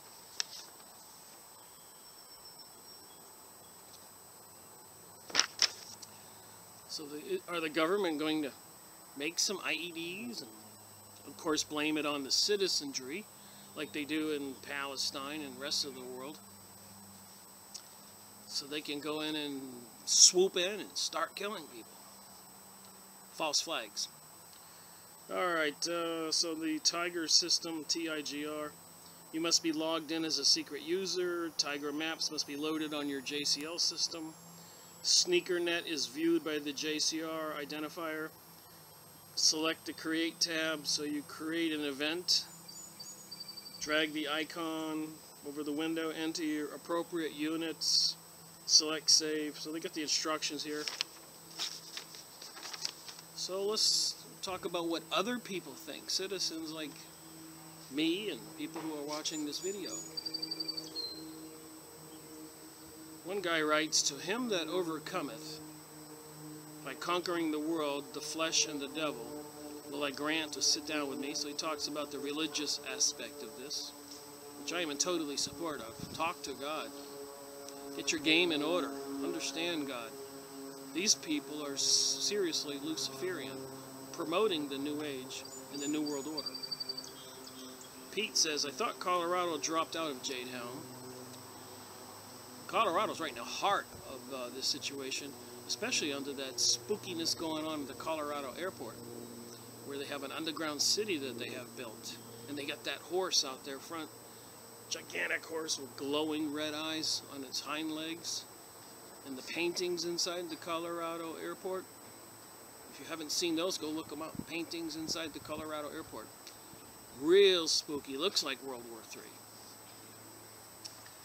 Okay, here's a guy, another one. Hey Dave, I was in my local China Mart, Walmart, last night, and they were doing the same type of work to the flooring through the major walkways that I have seen pictures at other Walmarts. Another guy starts to say, where exactly would you have the military to store all the equipment? And this guy's been identified as a disinfo agent. There's a lot of people on the internet that'll tell you don't believe any of that, go back to sleep. Arizona, the Middle East is being destroyed. I've been saying that. Oh my God, in the news yesterday, they're just moving forward onto Assad. But we don't hear a lot about it in the papers here in the USA by the Illuminati, Zionism, communist-owned newspapers. They only tell people in the general population, the nightly news, what they want them to know. But Jade Helm hasn't been in the daily news. And then they're destroying artifacts in the Middle East. They're crying for the UN to come and stop what America started. And it isn't the American system. It never has people. It's the people who have taken over our government. And all the while, the UN is preparing to fight Americans. Somebody named Arizona. Arizona also says, I have a friend who is currently in the Army. He's a Special Forces Army Ranger. He says we're right there waiting for the asteroid to hit. Then Jade Helm goes full bore. Hey, maybe they'll have to move up the starting gate because the cat's out of the bag. And yes, they will fulfill Daniel 8. I guess the Bible, go look that up. I don't think that there's an asteroid coming. I think they have bombs that they could fake it, HARP systems, satellite, laser beams, suitcase nuke, and say it's a incoming comet. Eyewitness 2, I guess we could also factor in the seismic and volcanic activity. Anybody else read about the murder in D.C.? Wealthy businessman and his family stabbed, clubbed, and burned. Seems he was a big supporter of gun control politicians.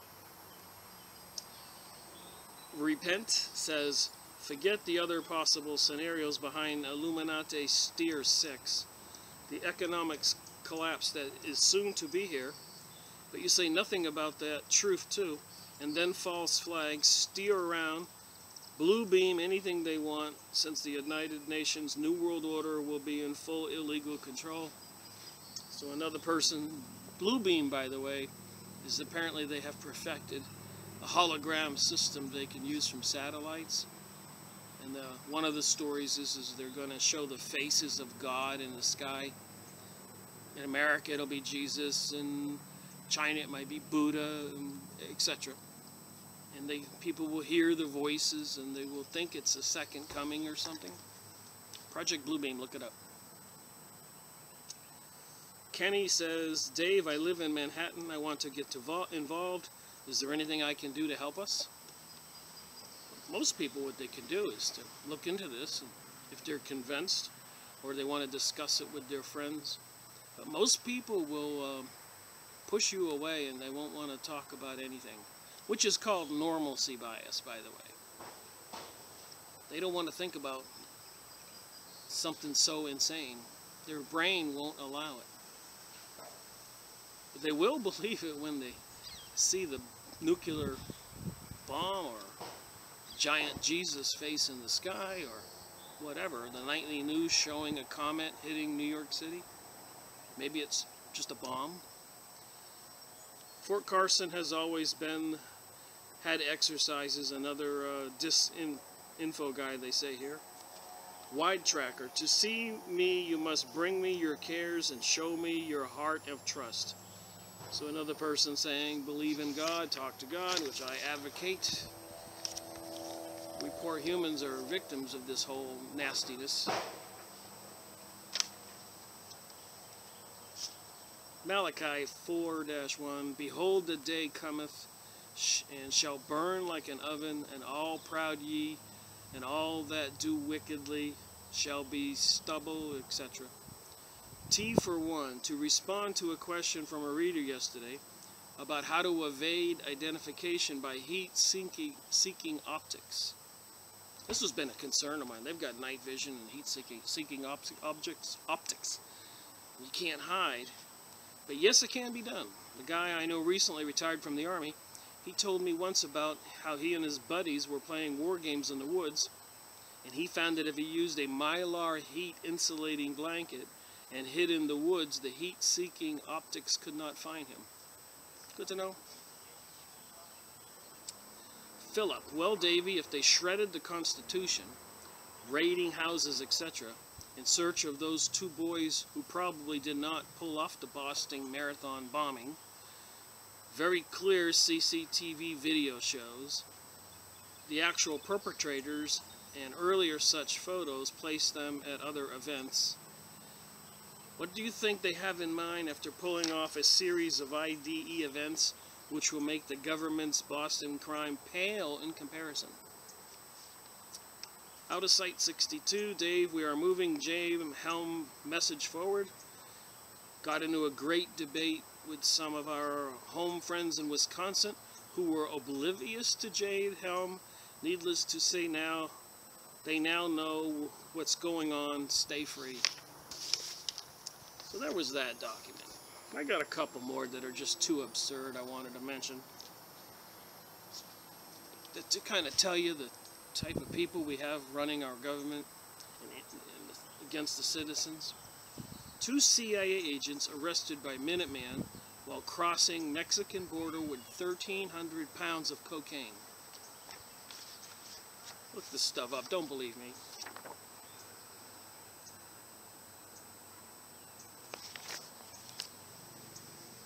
So El Paso, a group of Minutemen watching the Mexican border for illegal migrants and drug traffickers have proceeded to a citizen's arrest of 2 men in an SUV carrying 13 pounds of cocaine.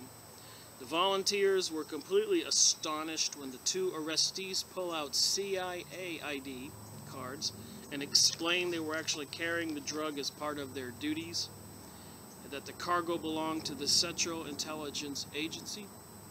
A lot of people know for quite a while that the CIA and other secret forces are behind the drug trade. Of course they are. They control everything. They know everything everybody's doing. They need a lot of money for their black ops projects in the New World Order. The incident took place last night in the Chihuahua Desert near the Texas city of El Paso. A group of 7 Minutemen saw a large black SUV drive rapidly across the border. They chased the vehicle in their own trucks and achieved to immobilize it after a chase of more than 15 miles. The vigilantes arrested the 2 men on board and called the Border Patrol, who proceeded to search the vehicles. They discovered dozens of packages of cocaine, totaling an incredible 618 kilograms. They got these big scorpions on these packages of cocaine. How appropriate is that?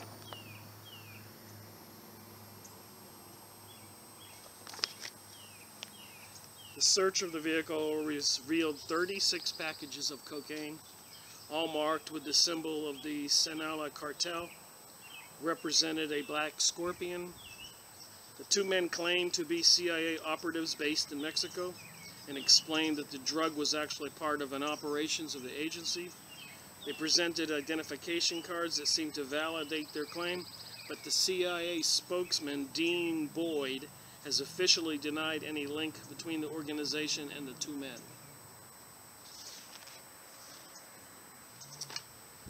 Suspicious?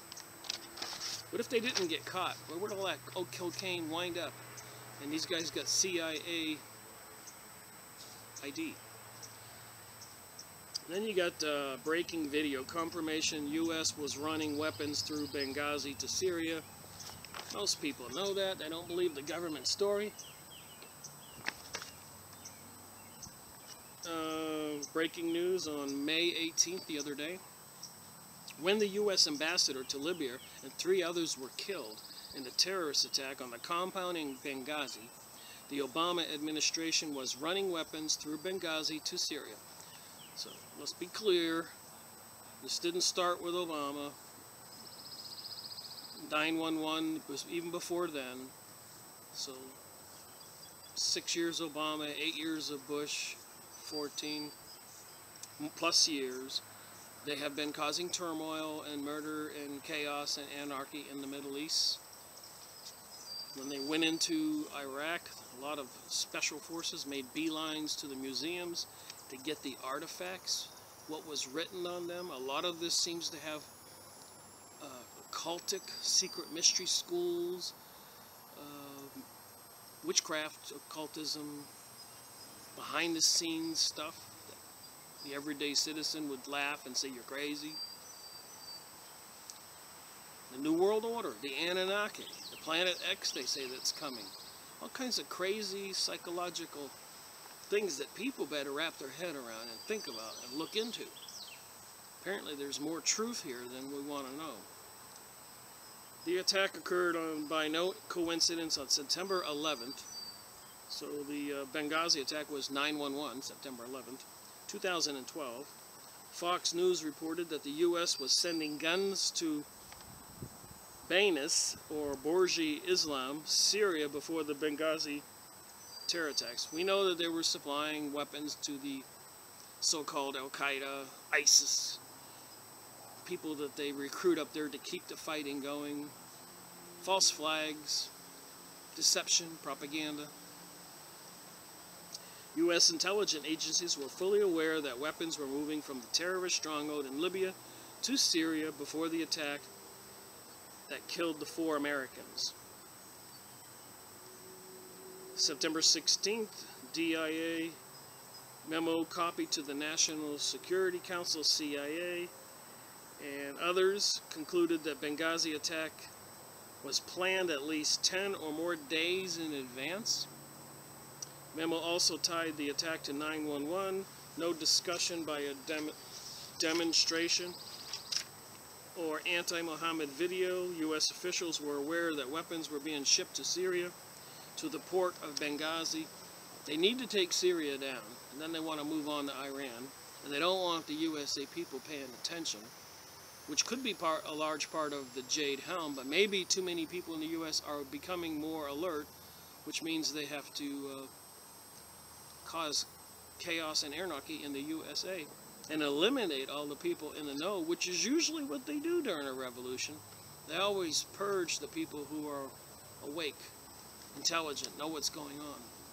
And then the 85% zombies are easier to control without any leaders. Alright, so Hillary Clinton denied any knowledge, something she's claimed on many occasions while being grilled by Senator Rand Paul on the matter.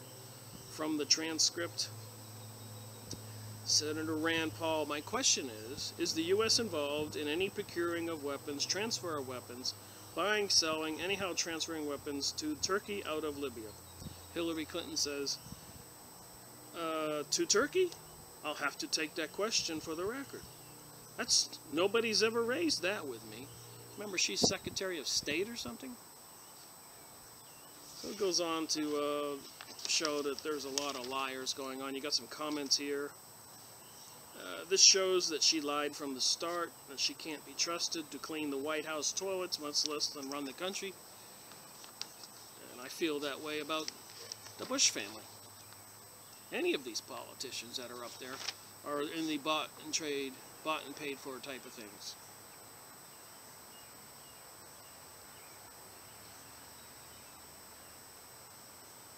I knew it. Trust what is coming out of his mouth. You got to be kidding. This is treason above all else. Kick the jerk out.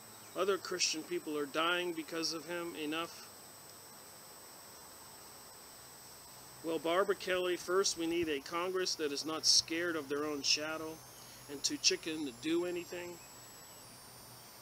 That IO was in plain sight from the very start. Obama and Hillary did not do anything to save those at Benghazi because they knew that what was going on.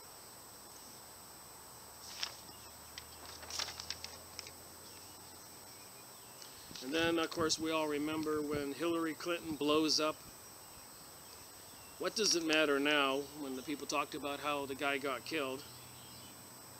If she were a Republican, the media would have shredded her. Again, I don't think the Republicans are going to do any better than the Democrats, just like with the George Bush years. And it gets even crazier. I'll try to be brief here. But Walker promises a preemptive strike to prevent attacks on U.S. These are the loonies we have in charge. Wisconsin Governor Scott Walker, a likely presidential candidate, speaks at the Southern Republican leadership. Wisconsin Governor Scott Walker is doubling down on his promise of a preemptive strike to prevent what he says are certain future attacks on American soil. So it looks like our own officials high up are going to plan some more false flags on our soil and blame it on the people of the Middle East. So let's nuke them. How crazy is this?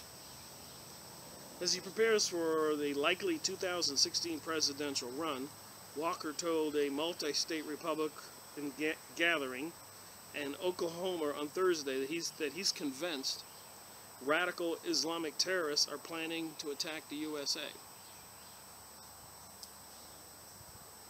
I think the CIA created Al-Qaeda, which means the base, and apparently they created ISIS. There's so much news out there on that, which is the mother of Horus, the all-seeing eye on the dollar bill. The pyramid is Egyptian. Again, there's something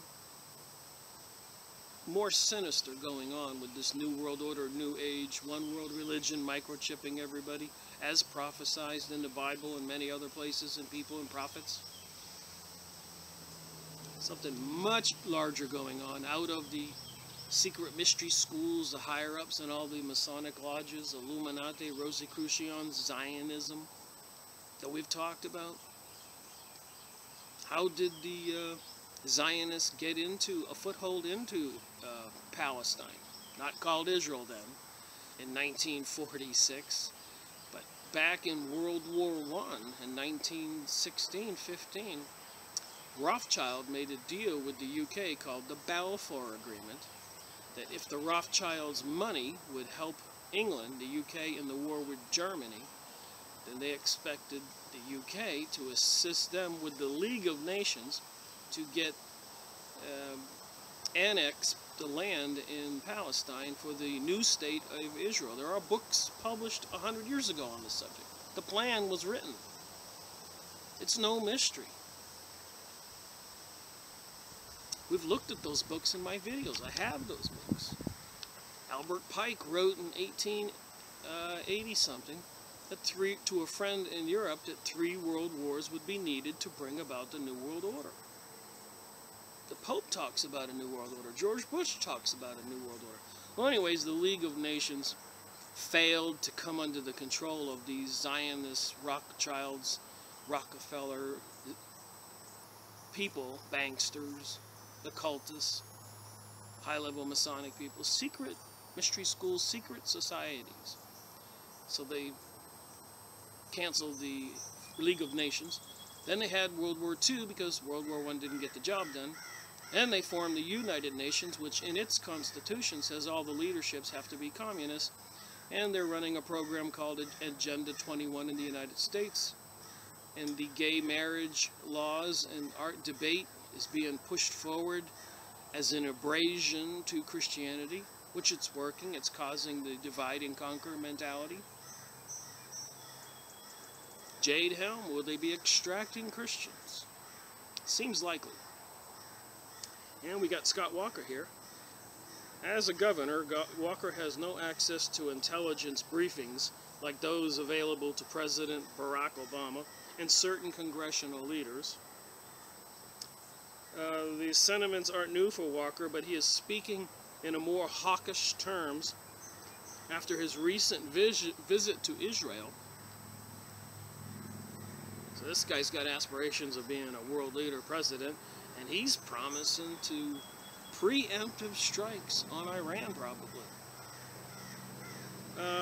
As he tries to stand out among several governors and former governors running for the Republican nomination without tangible foreign policy experience. So he goes over there, kisses up with the Israelis, which President Benjamin Netanyahu, who was just re-elected recently, and that document I read about him, that he was at Fink's bar, he says he hates America, and that it's a golden calf that they can fleece over and over again and again and again, and turn us into a third world nation. Benjamin Netanyahu. Look at my past videos. Walker said his private conversations with Israelis, from Prime Minister Benjamin Netanyahu and military leaders to soldiers and civilians, revealed that all feel perpetually threatened. He avoided the news media in Israel. So we have to destroy an area the size of the United States because an illegal little dot on a map, Israel, obtained the property illegally and in conspiracy. And they've been murdering the Palestinians and the Arabs ever since. It's just what my opinion is. In a New Hampshire earlier this week, Jeb Bush criticized Obama's troop withdrawals from Iraq, but said only that he deferred to military commanders as to deploy more forces. South Carolina Senator Lindsey Graham and former Senator Rick Santorum are exceptions, both having said that 10,000 or more troops are probably needed in Iraq to help train security forces to serve as a functional army. The U.S. has roughly 4,200 trainers and advisors in Iraq right now. And we got a comment here. Why do Democrats and Republicans ignore the Constitution and the wise word of our founding fathers? It's amazing that Walker wants to promote himself to America and the world by standing up and screaming, "I want to be like W. Bush. I want to be like W. Bush." Think about it. Walker with his hands on nuclear weapons. He's going to do a preemptive strike on Russia? China? These guys are crazy running the show. All from the secret mystery schools. Most of the presidents have been Masons. George Bush was with the Skull and Bones. His daddy, George Bush, was the Skull and Bones. His father, Prescott Bush, was the Skull and Bones, which was created at Yale by Illuminati, mentioned in Fritz Springmeier's book, Bloodlines of the Illuminati, by Mr. Russell. Russell, the Illuminati member, created the Skull and Bones. Anyone who has to try this hard to convince people that he should be president isn't ready for the big time. Well, the problem is we already know there's a secret government running the show. Walker proves once again that there's no doubt about his stupidity. Walker wants to attack others on what basis? Don't tell me he wants to use the same intelligence agency that brought us the big lie of weapons of mass destruction that Bush used to manipulate the facts and take us into Iraq war. Which since then we've learned that they made a beeline for the museums and they were after the artifacts. What's going on?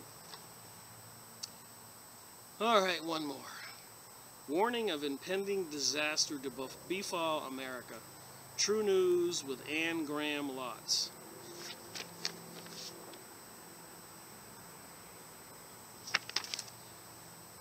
I believe in God, and I choose to have faith and believe in Jesus, that he was on earth and he died and rose again.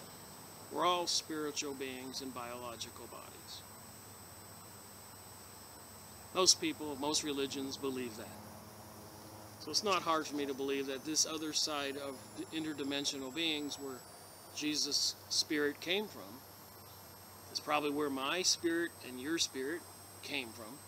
And in that world in the Bible, there were Lucifer and there were angels that were cast out of heaven in that world because of the chaos and trouble they were causing. Sounds plausible. So my point is, with all this stuff going on in the world, they're trying to convince us people that this is all God doing it to punish America, which I disagree. The religious fanatics, I call them, are trying to say all this stuff that they're planning, Jade Helm, the Sky Spring, destroying the water, HARP systems, assassinations of presidents and people all over the world, Central, South America, and how many scientists have been killed that we've gone over in my videos, astronomers, whistleblowers, military men pushed off their job by Obama, replaced with who knows whom, with their finger on the buttons and stuff. And then the banksters that have been dying, falling out of windows and shooting himself in the head on the toilet. God didn't do all that. But the religious nuts like Anne Graham Lotz, in my opinion, who is the Anne Graham Lotz, daughter of the world-renowned Pastor Billy Graham, joins Rick Wiles on True News on May 22nd to explain the purpose behind her issuance of a Mayday alert, explaining how she believes America is approaching the tipping point, a point of no return, as she warns of impending disaster that will befall America.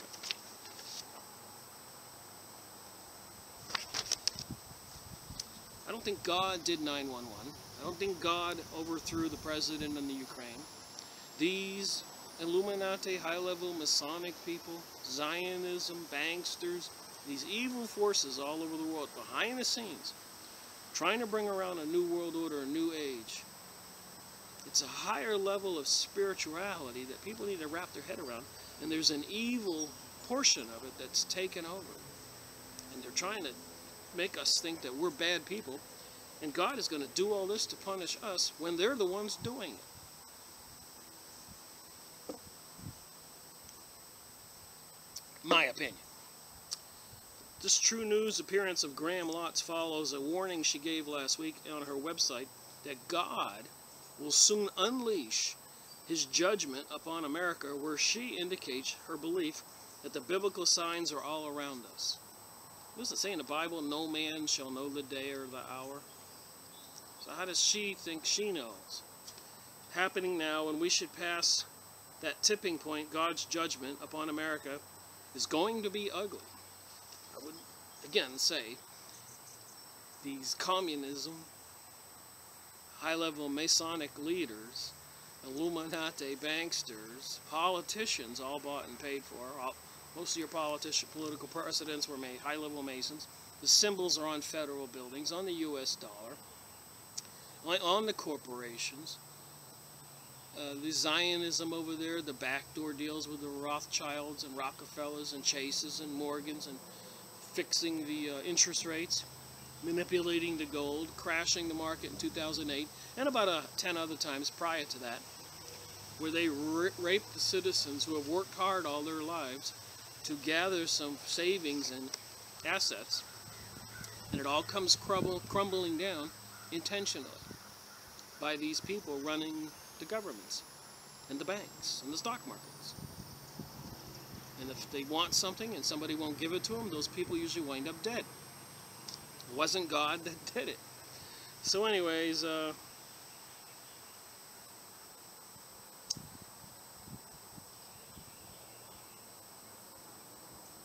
that's what she thinks here. I'm going to read you any comment here.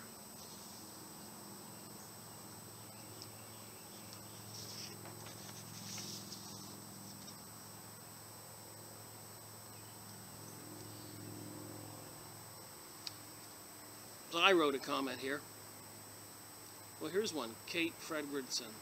September surprise. Will we be able to see Planet X in the sky? There's a lot of that fear-mongering of a Planet X coming our way. That's going to zoom into our solar system and cause a pole shift. And comets and asteroids and chaos and everything. But I'm wondering if this is all true. Why are they building new buildings like in Charlotte, North Carolina? Tall new skyscrapers. These are the elites. I was in front of the Hirsch building. In Israel, they're certainly on the intelligence inside. Why are they still murdering more Palestinians and building more communities? So it just seems to me something doesn't add up. They're using all this fear-mongering and saying God is coming as part of their new world order event. They could cause a plague event. They could cause a nuclear event, martial law. They're been crashing and destroying the water supply, the food supply, sky spraying, weather control. God isn't doing all that. We need to pray to God that these people get sent to where they belong, in the pits of Hades. This is the beginning of panic for many and a time of repentance for most. That is why Jade Helm is gearing up for the soon-to-come panicked masses that will begin to go crazy and start violent inner wars within the nation. They're going to lock up many crazies inside those Walmart prisons. They will use some to pass food and water out to the people, some of the Walmarts. Most people are going to die anyways. We all feel it. It's knowing that our demise is at hand and that there is really no way to escape from it. The elite and those connected to all the evil within the world will go down in their bunkers, under the mountains, like under the Colorado airport. They will think that they can escape God's coming wrath. I believe God will, eventually, get these people what they deserve. But I would say that to all the good people out there. Have faith, pray, prepare. Don't go crazy in the loonies, and don't go to get on any buses or trains or go to any FEMA camps. If you know somebody who lives in the country, it might behoove you to move out there if you got time. I do think something is looming. But I don't think God is doing it. I think it's all these evil people. The people who General Wesley Clark said, an insider in the Pentagon, this video's on YouTube, you can see him say this, that told him that the whole destruction in the Middle East was all planned. And why only days after 9/11 did they pass a Patriot Act? How can they make a bill that thick so quickly? They can't. It was ready. Why did Silverman, whatever his name is, who bought the buildings weeks earlier, buy terrorist insurance? And why did some Jewish companies move out of the buildings before the event? Why did somebody sell off stocks or something on airlines? A lot of people were warned. Why was George Bush in Florida reading a book about goats to little kids? Goats has a lot to do with the Freemasons. The devil has a goat's head, women's breast, man's torso, and goat's feet. You gotta pay attention. People who are good will be raptured through death. You can kiss everything you ever held dear to you goodbye. Your education, your jobs, your money, your wealth, your status, whatever you think is worth anything will be destroyed. Your children and their children will be dead when the planet comes by. The great earthquakes will bring the world down, and I'm thinking HAARP, H-A-A-R-P, which Tesla said, that's Tesla technology, that he could crack the earth in half. It's basically building up vibrations that resonate with a certain thing, and that causes it the energy to grow and grow and grow until it explodes. Alright, the great earthquakes will bring the world down. The coming meteor comet storms of rocks coming down at over 3,000 100,000 miles per hour will decimate the world. So if there really was an asteroid belt that they've been watching with their telescopes, like the Vatican has that telescope in Arizona named Lucifer. There you go again. And if they really knew this was going to happen, if they were any kind of decent people at all, they would warn us, the people. And we could prepare. People could go in the basements of buildings, stock up on some food for a couple of weeks, however long it takes to get through an asteroid belt. But nope. But they've got their tickets to get into those underground facilities. So it seems. Everything will be poisoned. Yeah, and the nuclear power plants all go bonkers. There'll be so much radiation out there. You think that your preps in that closet are going to save you? They won't. You can't live in radiation. You will die either during the incoming planetary hell or sometime after. If they did know this was coming, why don't they turn the nuclear power plants off? I mean, it's springtime right now, May. People could do without electricity if they had to.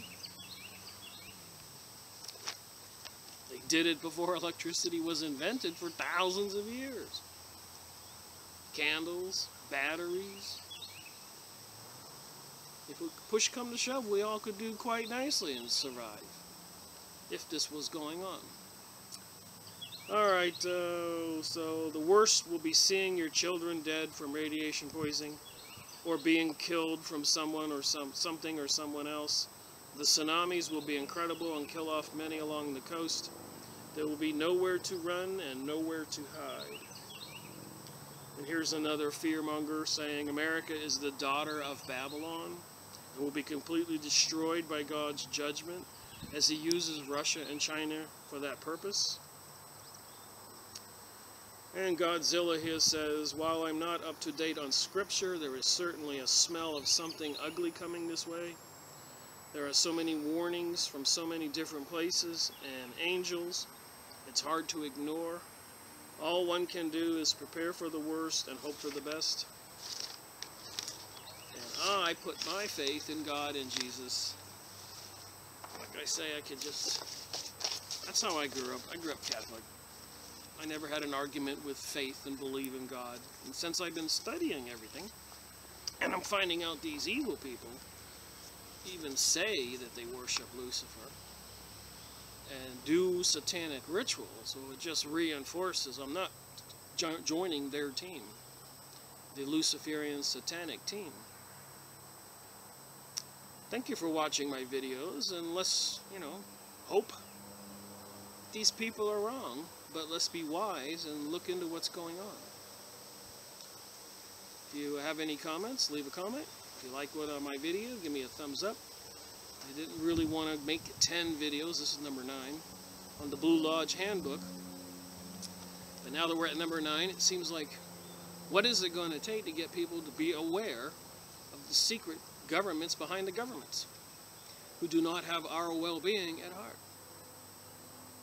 Rick Miracle reporting.